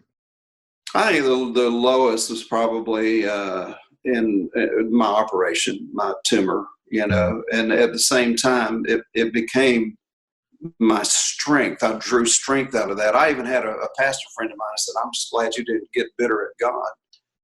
And I said, well, you know what? I guess people could, but I feel like I drew closer to him. And I remember I had an old 54, Les Paul gold top, and I couldn't hold a normal, a bigger guitar, but I could do that, and I could play for about a minute or two, and then I go to sleep for an hour. And I wake up, and it's amazing how well you hear the tone of a guitar from the back of the headstock, you know, and what that guitar really sounds like, even a solid body guitar. Do it sometime if you've never done it. I will. It's amazing. And, but especially on a solid body like that. And I took comfort sometimes, you know, in that time of my life, knowing that there was a side of God that I just not ever, in a side of life that I not experienced before, hardship like that, you know. Not everybody has problems. You go through things in life. I mean, we've had times where I remember one time I had my kids out in California, and we were playing at this big church one night and got a standing ovation. And my little girl called it standing probation. And then a couple hours later, after everyone had left, I remember Paul Revere, I point to because there's an amp here, and he was there and his family and other guitar player friends that I knew came. And we all just sort of split up, and I thought, well, I have to feed my family. And so we just went to this little restaurant, and it was a nice family. It was a Mimi's Cafe. It's a nice family restaurant. Oh, yeah. Yeah, and we were just about to get our food or just got our food. And then you hear this commotion and this cussing going on. And I thought, oh, man, what is going on here? I had no idea there were 5 gunmen that were holding the place up with shotguns. Smokes. Of course, I found out pretty soon. And I had my back to the front door, which I rarely do that anymore. But I'll never forget that there was this great big old guy, and he was down on the floor, and he had a Jesus shirt on. And this guy had a shotgun to his head. And that same guy worked his way up to my table. Then the other guys went to the other parts of the restaurant. And so it's at a time like that, and at a time like when they're taking you on that roll bed, whatever they call that, stretcher, whatever that thing is, to the operating room. There are times like that, or you're having terrible problems on a plane and you're in a bad storm. There are times like that. You don't have time. You can't take a crash course in prayer. You're either connected or you're not, you know. And that's a good feeling in a sense to know that I was. And I began to pray over my table.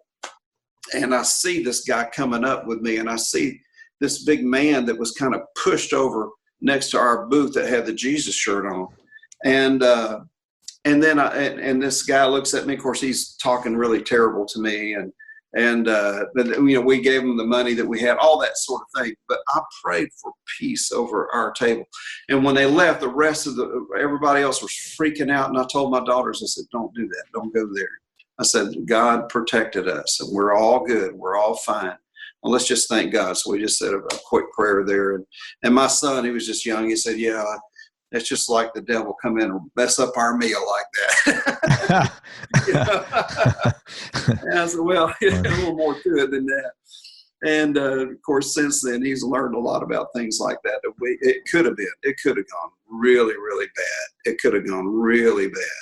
And so I'm thankful that God is. It is funny too, because the big guy. I mean, when I opened my eyes I heard the manager say, "Okay, we're clear. They're gone. Everybody, secure the doors. Call the police."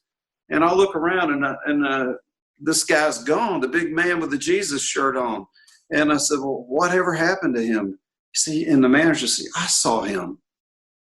I don't know what happened to him. Where did he go? It's things like that that you wonder. You hear about angels in the Bible. We think about cherubim, these little, with harps and the bow. But when you think about angels in the Bible, I mean, they were mighty men of valor. These are big guys. There's one more story, and I know you need to go, but I was playing at this retired ministers meeting, and the man that asked me to play, it was right here in this city where I live. He used to be the youth director, the national youth director, and at this time he was the national retired minister. That's how long I'd known this guy. And he said, Doyle, will you play for these guys? They're from all over the country. And after it was over, this old man with the bluest eyes I'd ever seen, he walked up to me and had a little crooked finger, and he walked up to me and he says, son, I appreciate what you did. It was wonderful and all this. He gave me a compliment. I said, well, thank you, sir. I said, I didn't come here to flatter you. He said, I came here to warn you that Satan is going to try to take your life. And you're going to remember after I say that. And I put this in my book, but it's not something I talk about. I don't know why I'm even saying this, but he said it to me. And he said, he's going to try to take your life, but keep your prayer life up. He says, you're going to be okay, but you're going to remember this. And the next week we left for California. Of course, it was the next Sunday night that happened. The holdup at the Mimi's Cafe. Yeah, in California. And we drove. So when we got back, it was probably several months later. I took this director guy out to lunch, and Brother Henson, he's passed away now. I said, Brother Paul, I called him. I said, do you remember this old man that came up on the stage? And he was talking to me for a while there, and he said, yeah, I remember there were a lot of people, but I do remember him. Who was he? He said, I thought I knew everyone here. They were invited by me. He said, I don't know who he was. I'd never seen him before. What did he say to you? And I told him. And he said, well, Doyle, I guess angels come in every shape and size, don't they? And that's what he said. And it really made you think about it. And so, maybe I'm the guy that makes people think about things that they don't always think about. Steve Warner said that about me one time. He said it on an interview, and he didn't know I was listening. I saw it later. And I don't know. I don't mean to do that. But at the same time, maybe this is not all about guitars today, but to give thanks for the gift that we have, and just give him some credit for it. And, I don't know. We've always say practice is, makes perfect. I believe that. Experience is your best teacher. I don't believe that. I don't believe that part. I believe practice is part of we have to practice. I don't know what it is about our human makeup, but we have to repetition. We have to do that. Some more than others. Some people have to study more than others, for exams. But when it comes to the best teacher, I don't think experience is. In my life, I think it's the Holy Spirit. And I can tell you other stories about how I've been playing in a time in my life where I was just crying out, and I would play a guitar in a state of thanksgiving. And I began to do things on guitar that I'd never done before. And I even checked with Chet Atkins one time. I remember doing it. I was doing this thing, and I said, have you ever done this, Chet? So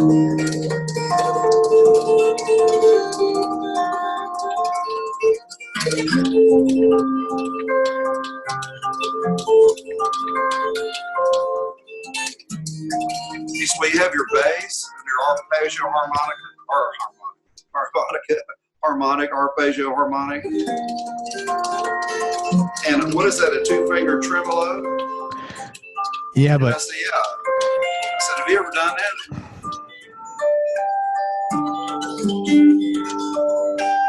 He said, I've never seen anybody do that before. He said, where did you learn that? And I told him, I said, well, I was praying for my kids. I said, I guess the Holy Spirit knows how to play the guitar. Chet said, I'll say he does. that was really cool, man. When you tap those notes, it was like a bunch of stuff going on there. That was really cool, man. Yeah, and I'm not saying no one had ever done that before, but I'd never done it before, and I'd never had anybody show me that before. And so, I think it's a gift. I think, songs, where do they come? The best songs typically, and you could talk to just about anybody about it, but it's the best songs are the ones that just come. I've heard that in interviews with other people, and I've had 50 people on my show say the same thing. Yeah. Hey, tell me your top 3 Desert Island discs. Oh man. Just for now. I know this is this could, just for right now. I mean, I could ask you 10 minutes from now, it might be different. It would really have to be something by Merle Travis. And I think it Chester and Lester, because I got both of them on that one. Chet Atkins and Les Paul. Mm-hmm. I think the Merle Travis guitar album is the one I would talk about there. And there's another album that I just always love to hear, Shangri-La by Mark Knopfler. I always like that record. I like any of his stuff. And, he's a beautiful guitar player, man. Yeah, someone asked me before, I was playing at the Grand Ole Opry, and Keith Bilbrey or somebody was an announcer, and he says, what's the guitar player that you never had a chance to meet that you would like to meet? Without hesitation, I said Mark Knopfler, and I never had a chance to meet him, and I knew he knew Chet very well, and Tommy Emmanuel knows him well. I know other guys that know him, and right.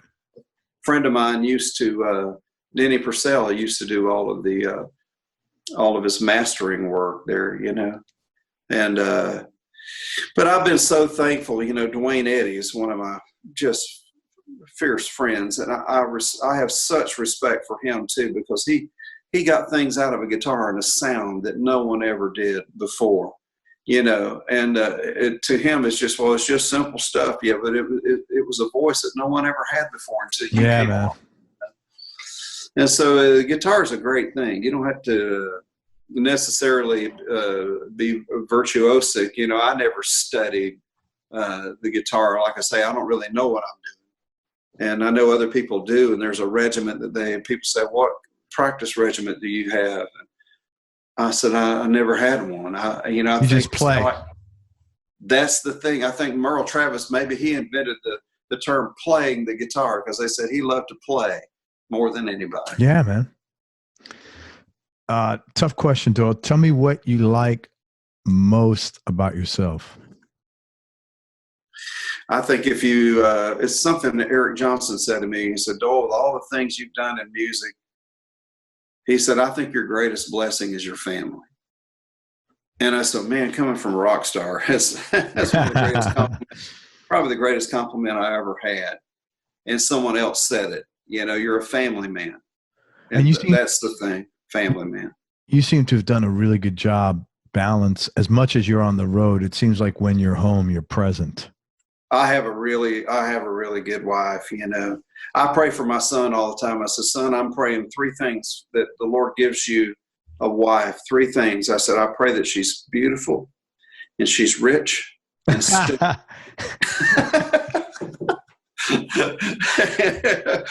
I said, no, I don't know. Don't compare your mother to any of that. But no, I think, I married my high school sweetheart. And how long have you been together? Well, we were married in 1973, so we're going. Holy smokes! So that's like, yeah, man. Congratulations! Yeah, that's awesome, man. And really well, blessed. You know what? It's nice that you're happy, because some people are married 37 years. Like, he's got her life, she's got her. He's got his life, she's got her life. maybe they sleep in the same bedroom, maybe they don't. You know what I mean? But it's nice when you got people that are married for long that like each other. That's 47 years, isn't it? Yeah, right. 47 oh my years. God. Yeah, that's a long time. Lord. Oh man, I'm the one that said 37. That's 47 Oh well, years. but right. you know what?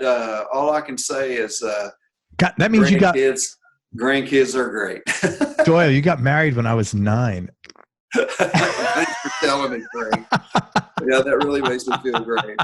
Well, you look better than I do. You look better than I do now. So however it's working, you look great, man.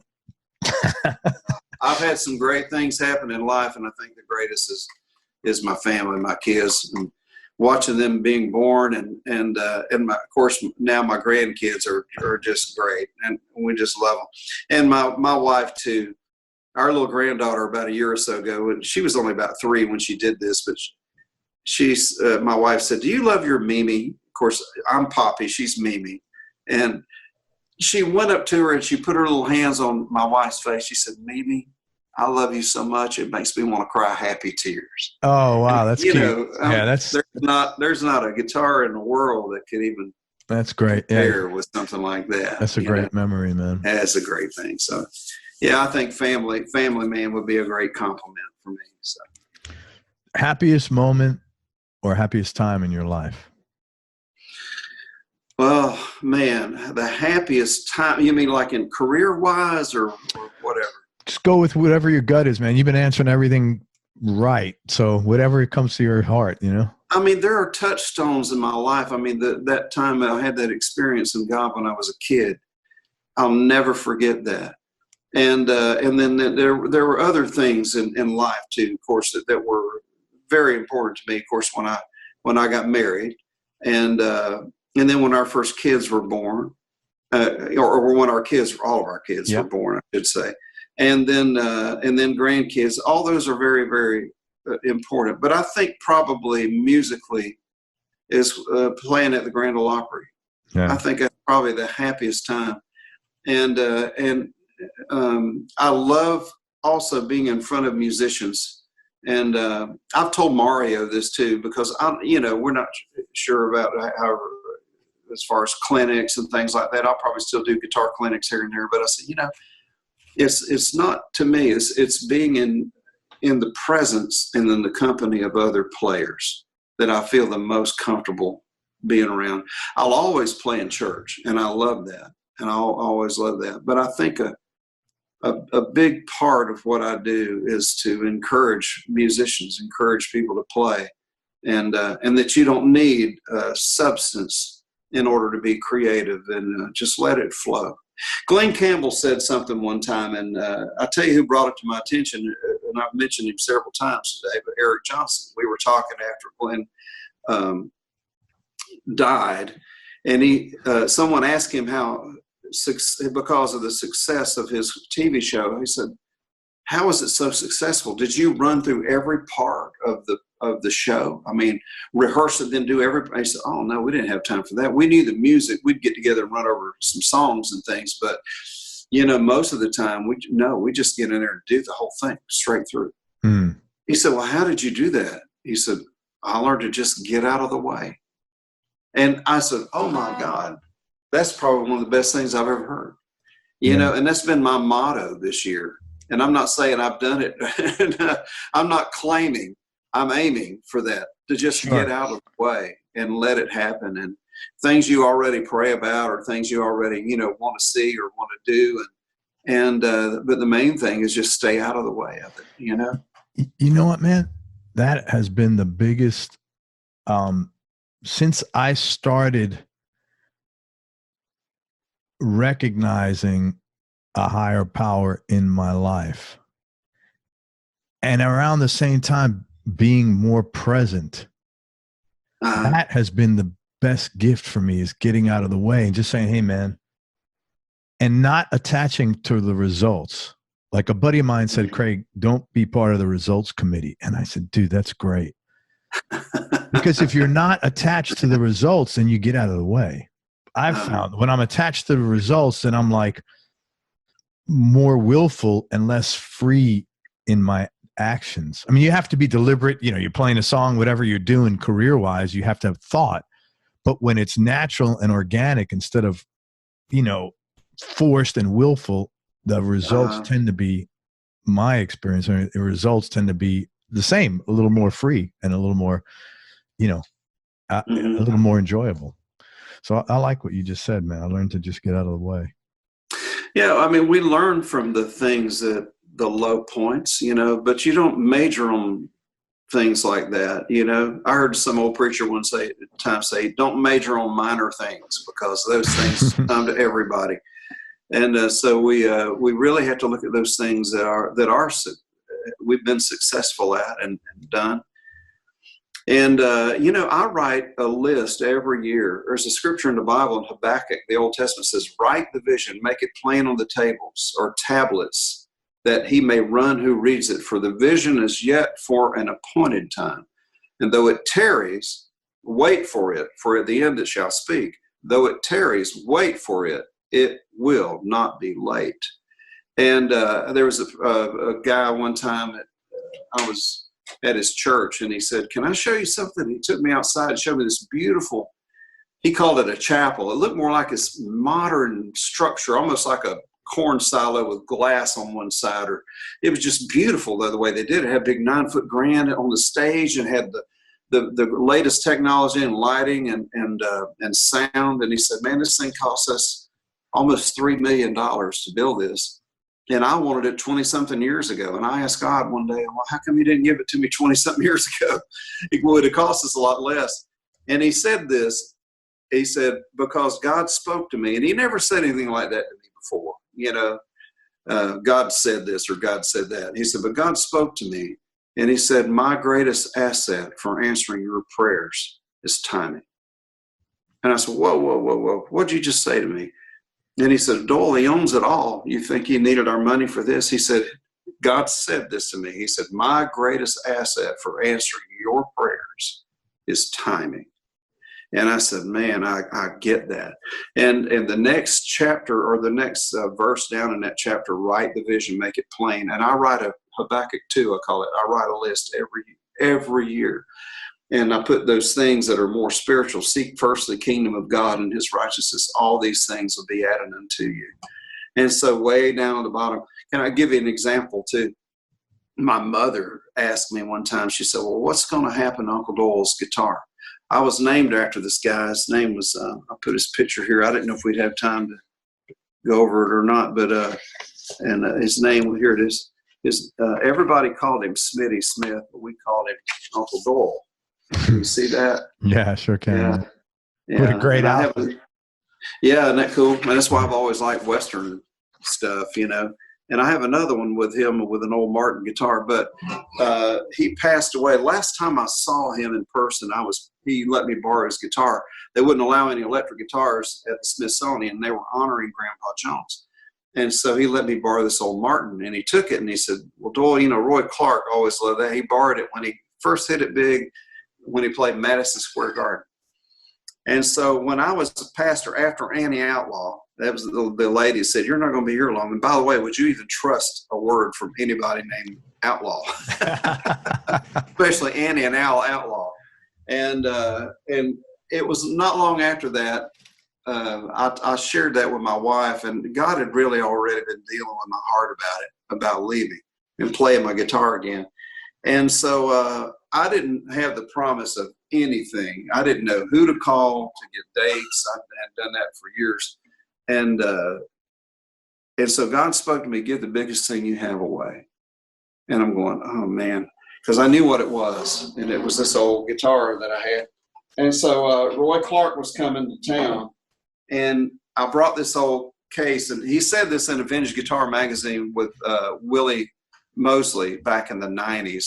He said, this young man came in with this case, and I knew when I saw the stickers, Washington, D.C., Miami Beach, and all these other places, he said, I knew that guitar. He said, what are you doing with that? And I gave it to him. That was me with the guitar. And I gave him this old Martin, and he had it for 30 years. So how did you, did you know him? How did you just get into Roy Clark? Well, Like logistically, I'm not taking the spirituality of what you're talking about. I'm just like curious. I knew the man who was the promoter and in charge of all the acts in Jacksonville, Florida.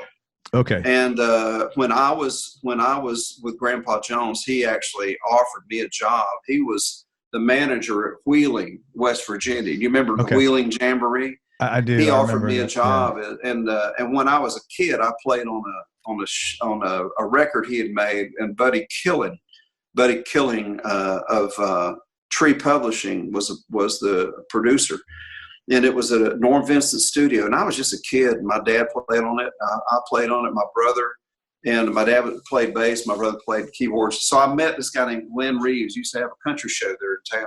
Well, he was the promoter. So I had an indoor. Okay.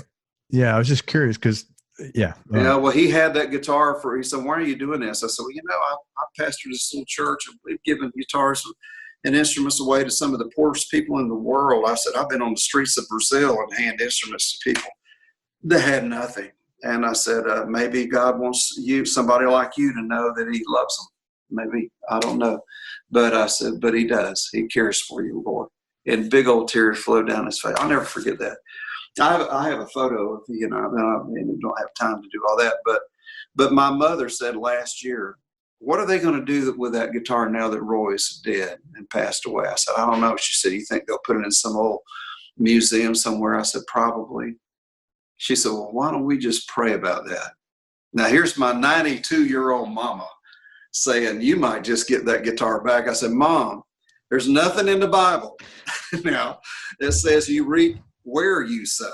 It says you reap what you sow.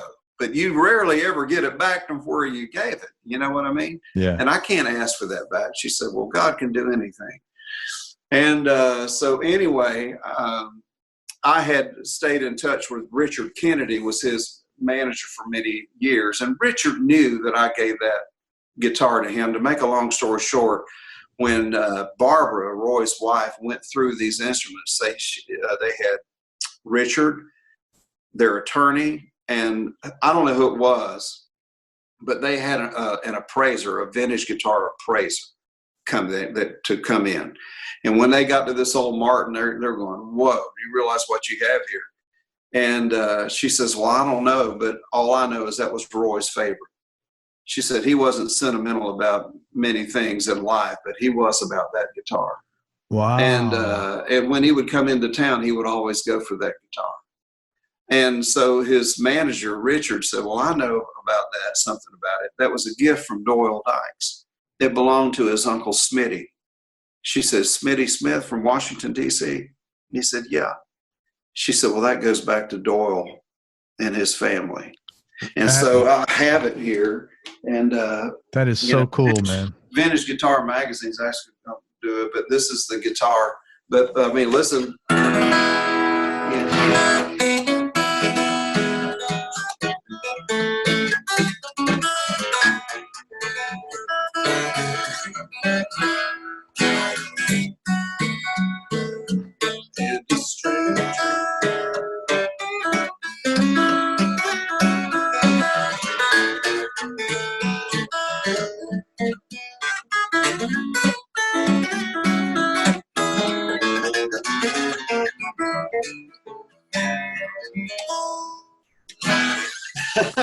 Man, that sounds beautiful. This is a 1940 D45. That is beautiful, man. Yeah, I'm so thankful, and I got it back, and it's just a miracle in itself. And just the other day, my mother said, that's just a miracle that you got that guitar back. I said, well, Mom, you're the one that brought it up. She says, I know, but it's still a miracle. That's great. Yeah, but you know what? I mean, good people generally do. I mean, that was very cool that they did it, but most, if you're a good person, you're a good person. You're not like a good person some of the time, but so they tend to do the right thing and stuff like that. Well, Roy was he was a good man. His wife Barbara was a very strong Christian, and they go to Kenneth Hagin's. He went to Kenneth Hagin's church there in Tulsa, and so Richard said, "Well, they're not going to ship this guitar. When can you come get it?" And I was supposed to be in tomorrow. That's what I told him. I said tomorrow. He said, he laughed. Said, are you kidding? I said, no, I'm in Texas this weekend. And I said, I'm in North Texas. And I said, it'd just be a swing through there. And I was playing at this theater thing or something. And so anyway, I ended up getting the guitar that weekend. And I was already scheduled to be at Eric's studio the next Monday. I remember talking to Tom Bresh. I don't know if you've done anything with Tom. No, I know who he is, though. Well, Tom was Merle's son. And we were talking at the Merle Travis Festival last year. And he said, I said, well, Tom, I've been trying to play, that Travis stuff.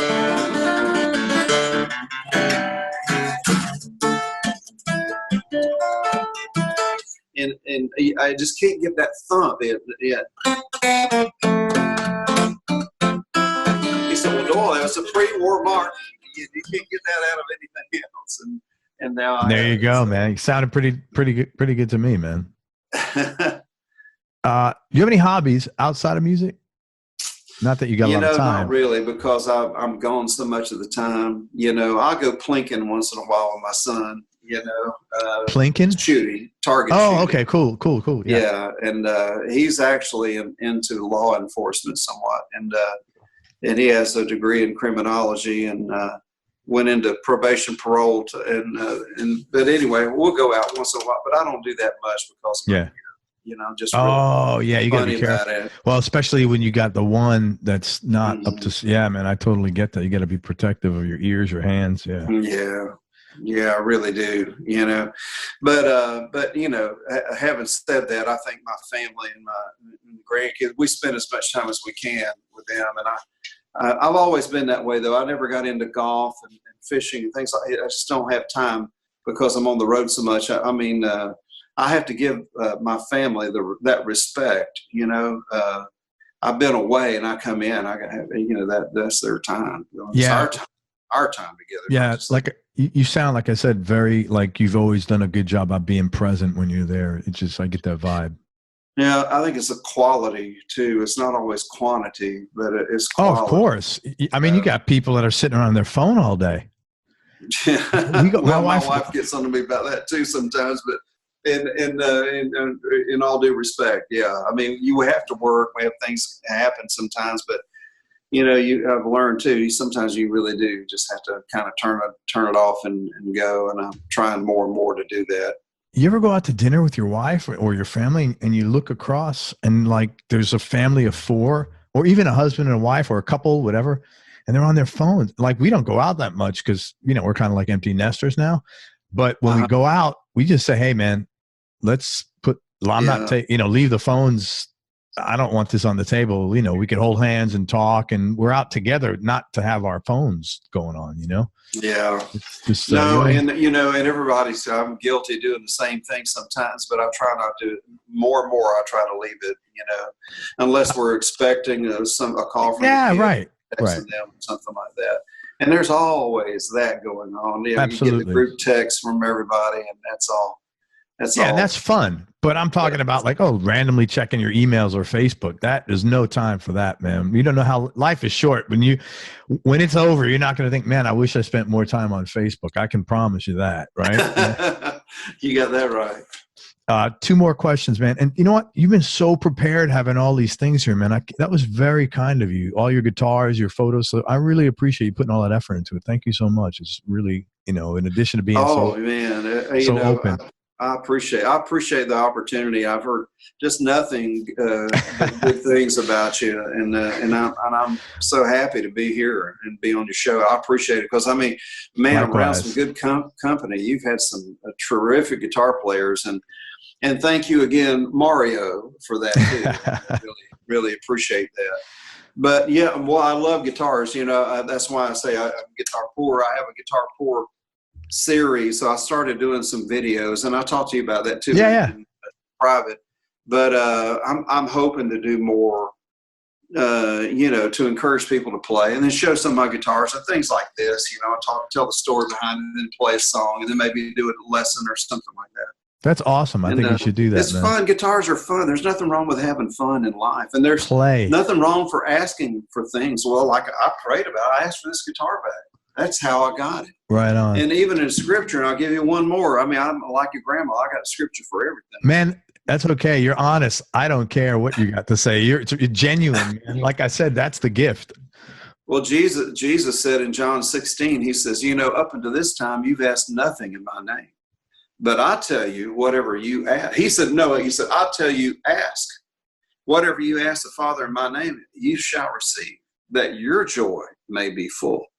He said, up until now, you've asked me nothing, but I'll tell you to ask, and you shall receive, that your joy may be full. And that's a good thing. That's pretty cool. That is cool. That came from the man. I think he's a man. 2 more questions, though. Toughest decision you've had to make or most difficult thing you've had to do? Oh, man. Oh, I don't know. The most difficult thing I've had to do in life, I guess I don't know if it was all just a decision or the thing that happened. I was with Taylor for a long, long time and had such great success with him. But I knew things were going in a different direction there. And so I just sort of disagreed agreeably. And I contacted Bob this week, and I think Bob is one of the best people that I've ever met in any business, but as a friend and as a person. And he's been such a blessing to my life. And I told him, I said, you're one of the best things that ever happened in my whole life.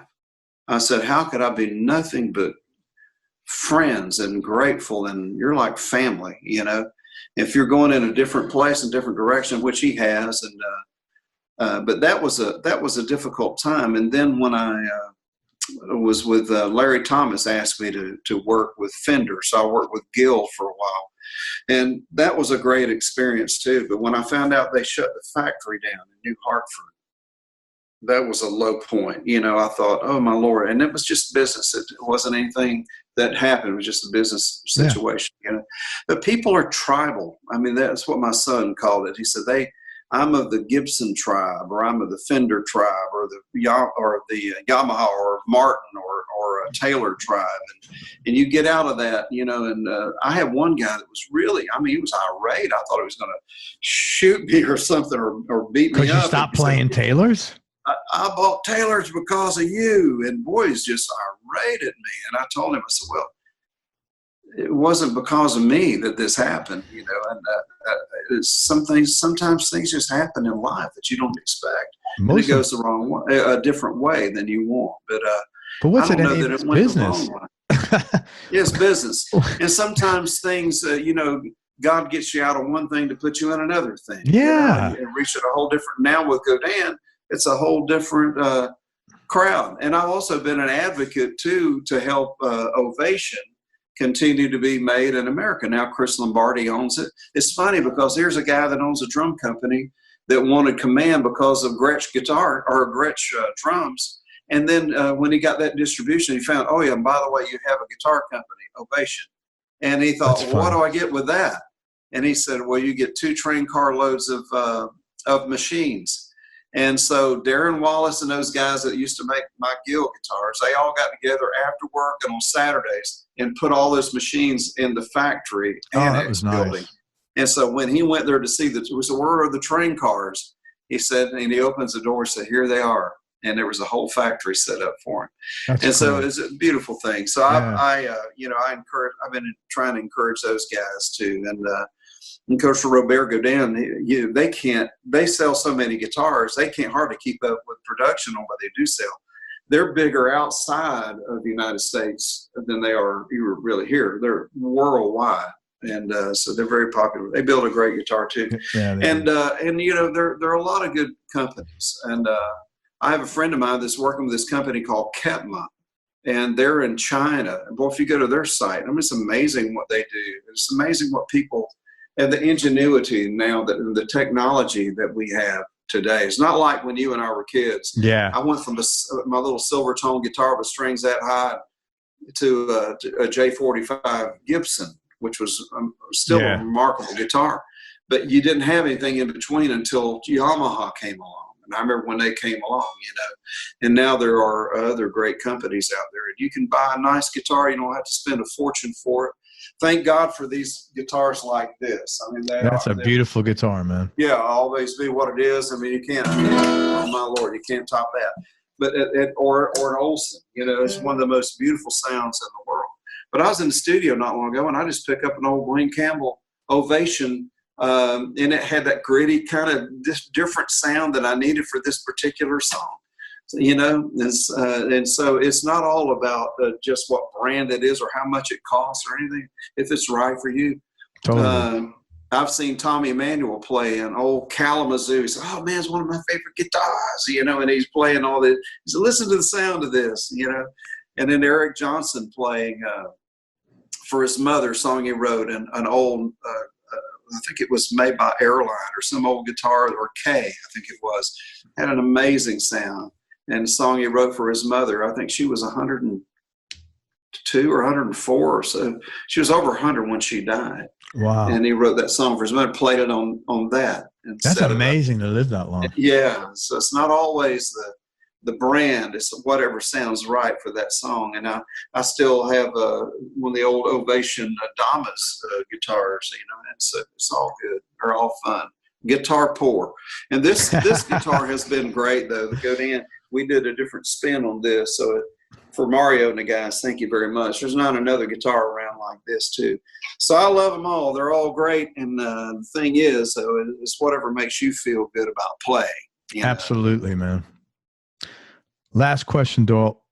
Last 10 years, what's been the biggest change in your personality, and how much of that, if any, has been intentional, and how much is just a natural part of aging?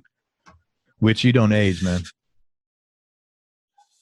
I think even in the last couple of years, there's a scripture, and it's kind of weird, but I was just kind of hacked off at something somebody had said to a guy that works as a manager for me, and the Lord, I just got out of bed, I couldn't sleep, and I thought, I know what I'm going to do. I'm going to forgive that guy. I'm just going to release him in the name of Jesus. And I just released it. And I slept like a baby. I got up the next day. I thought, wow, that worked. I didn't even get up at night. And at my age, I get up a lot. I don't remember getting up once. Yeah. And I had such peace. And this was the scripture. Jesus said, peace. This is the Amplified. Peace I leave with you, my own peace I now give and bequeath to you. Not as the world gives do I give to you. And here it is. Do not let your hearts be troubled. This is something you can control. Do not let your hearts be troubled, neither let them be afraid. I always looked at this as a fear thing. There's another time I had a real crucial time in my life. It was after church, late at night, and I got chased around the whole north side of Philadelphia by a gang, a car. What they wanted with me, I don't know. If they saw me put my instrument in the van, I had a minivan. Holy smokes! How long ago? The Oak Ridge boys are good friends of mine, and they used to sing a song.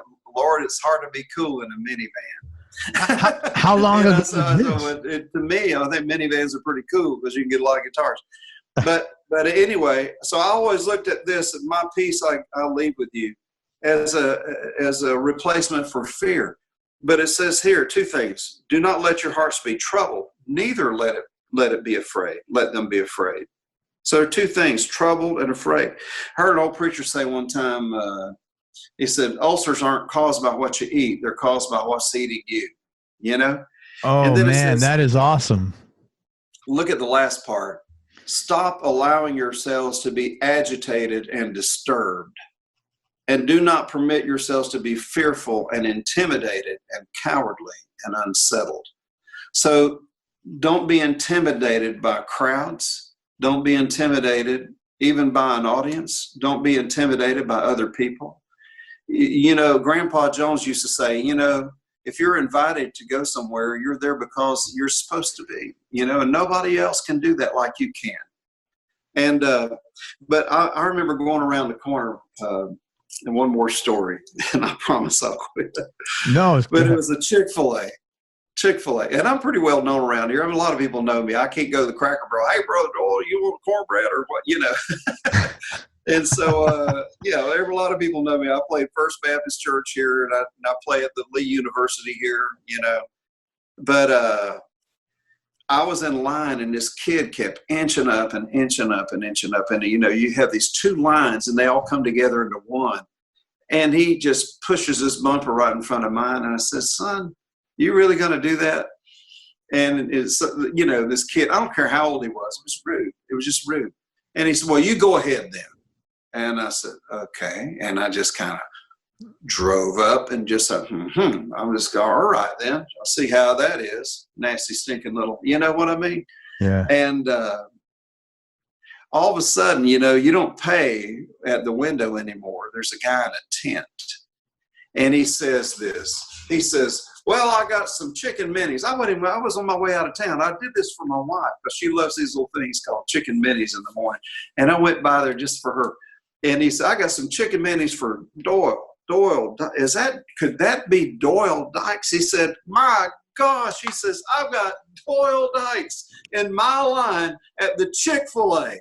He said, the greatest guitar picker. And I'm going, oh no. I mean, oh my God. And I just wanted to hear it right here in my line at the Chick-fil-A. And I know that kid heard him. Everybody in line in front of me and behind me heard him, you know, and I'm just singing in my, oh God, please.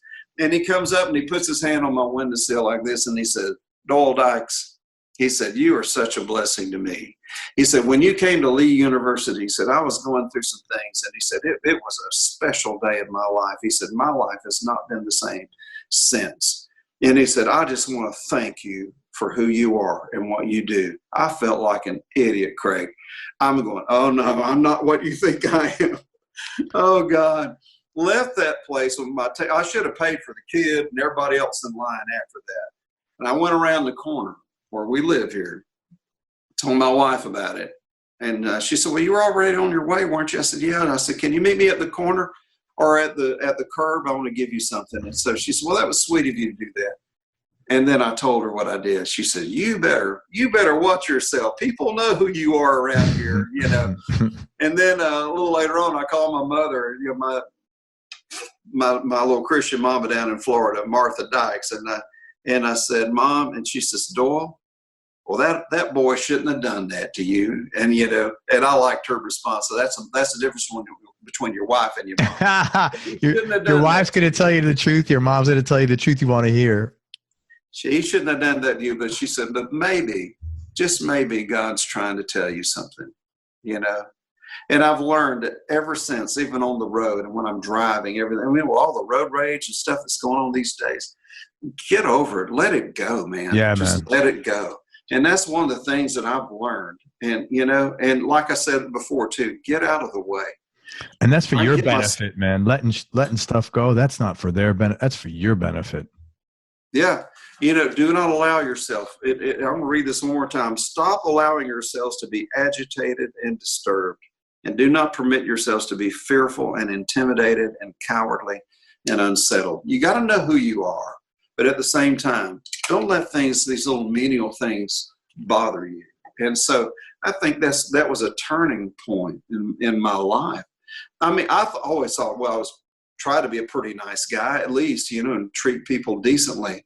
But on the inside, I saw what I was that day at the Chick-fil-A. I saw just what I could be, just like anybody else. And well, you got to give. It's one thing to get mad, and I know everybody has a right to get agitated once in a while, but you don't let those things get to you because they can rule you. You know, you got. Yeah, but you're only at the same time you're only human, and once in a while stuff slips by. You're having a bad day, you get stuff on your mind, you know. So you got to kind of like can't beat yourself up over it. Thanks, Mom. I'll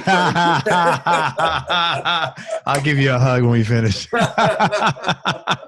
No, you're right. Yeah, man. It's like, you know, because sometimes it's like 10 things like that coming at you in the same day. And man, by number 9 or 10, you're like, hey, man, I've reached my limit of letting stuff go. And you know, that just happens, man. You know, as long as you Yeah, you gotta figure out. I've heard before. With it's all about you, or it's all about that. You know what I mean? And sometimes it can be an age thing, and I don't want that to happen. It's not all about me. It never was. No, nothing's all. Yeah, I agree with you. I agree with you. Well, man, I've really enjoyed being a part of this. Thank you again so much. Thank you so much. Let me tell people where to find you. First of all, if you don't know Doyle's playing, I would highly encourage you to listen to he's an incredible guitar player, both acoustically and electrically, man. He's just, I had the opportunity at NAMM to see him play a show at Godin's booth. He's a great entertainer. If you ever have the chance to see him, just go down there. He's a first-class human being. He's got a great stage presence. He makes everybody feel like they're important. And, he's just putting out really good vibes. It's Doyle Dykes, Doyle, D-O-Y-L-E, Dykes, D-Y-K-E-S. Go to his website, doyledykes.com. Also, you can find him on social media, Facebook, Instagram, and he's got a YouTube channel. Check that out, please, and subscribe to that. You have a new project with Eric Johnson coming up. Well, Eric just played on one song. It's funny. The little white rose lady I told you about. Yeah. She said, Heidi, your dad's written songs for everybody in the family, and I'm in the family too. You tell your dad he needs to write a song for me. What she did not know is that very week, within a few days of when Heidi told me this, I said, God, I haven't written a song in a while. Lord, give me a new song. And the next time is just that right here in this room, I grabbed my guitar and I just started.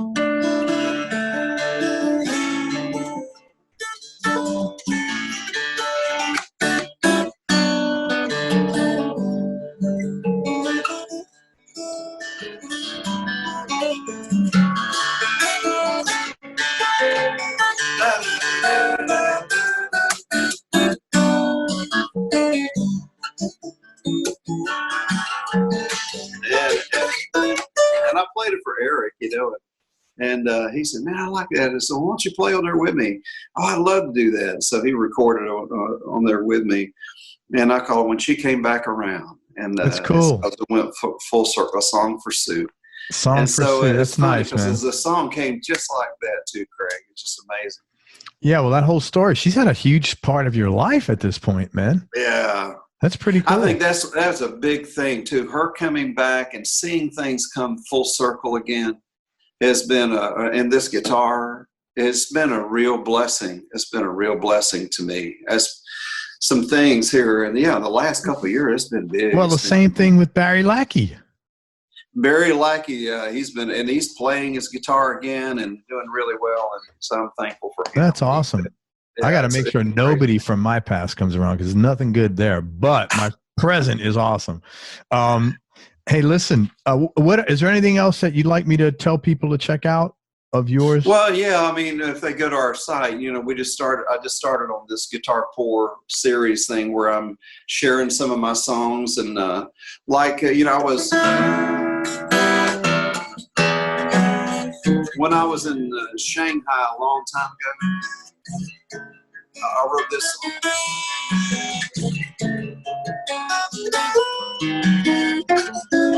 And I hadn't played it in so long. And I started playing. I thought, well, I'll put that on there. And so I did it as a solo. And then I went back and said, here's the way I play this. So I have a teaching lesson thing there. That's cool. And where is it? And so things like that, we want to share more of that. And is that on your website or on your YouTube channel? It's on our website and on our YouTube channel. So just go to doyledykes.com and then go to our Facebook page, and it'll run you through to that. We also would love to get, if they want to join their mailing list or whatever, then they can get on. Yeah, man, go subscribe to the website. Yeah, before everybody else gets it and all that kind of stuff. But it goes to our YouTube channel, and anytime I'm around in the area, come out and see me. I'd be great. Where do you post your gigs? It's on our website too. Great. I think it goes down on our Facebook as well. And, awesome. My daughter handles all that stuff. So awesome. Yeah, we have I'm always going. I'll be at I think we're going to be on the Atlanta Guitar Festival, then the Chet Atkins Appreciation Convention. Probably going to do that again. I need to talk with them, but and you coming down here anytime? I'm playing a guitar, not that I know of, but I'm at Guitar Town and at Copper Mountain. That's a big deal. Oh, that's Colorado. Yeah, that's huge. Town. That's huge. Oh yeah, that's a some great players there, man. Bob Burwell. I mean, that's a wonderful event, and I forget who. I think Kingfish is going to be playing. I mean, some really great guys. That's cool, man. Yeah, that's cool. And so, and there's a Tacoma Guitar Festival. This even before that. That's in April, and Bruce Adolph and those guys over there in the Seattle area. That's going to be fun too. And then I'll be at Casey Treat's church, this big church called Christian Faith Center, huge church. But I'll just get up and do a few songs, and I just know those guys. Been known them for a long time, and they have a great band, great worship band. And then we're going to get them to come over to the festival, and I'll do a clinic over there and a show. So that's that whole weekend, man. I'll be hanging around Seattle, Tacoma. So go to DoyleDykes.com, sign up on his email list, and you'll get all this stuff, and he'll tell you where he's touring, where he's going to be. I want to thank everybody for listening. If you enjoyed this, please share it on your social media channels with your friends. Please check out Doyle Dykes music. He's just an incredible guitar player. He didn't pay me to say this either. I mean, he's just a hell of a guy. So, and thanks for everything, Doyle. Most important, everybody, please remember that happiness is a choice. So choose wisely. Be nice, go play your guitar, and have fun. Till next time, peace and love, everybody. I'm out. Thanks so much, brother. Take care, Doyle.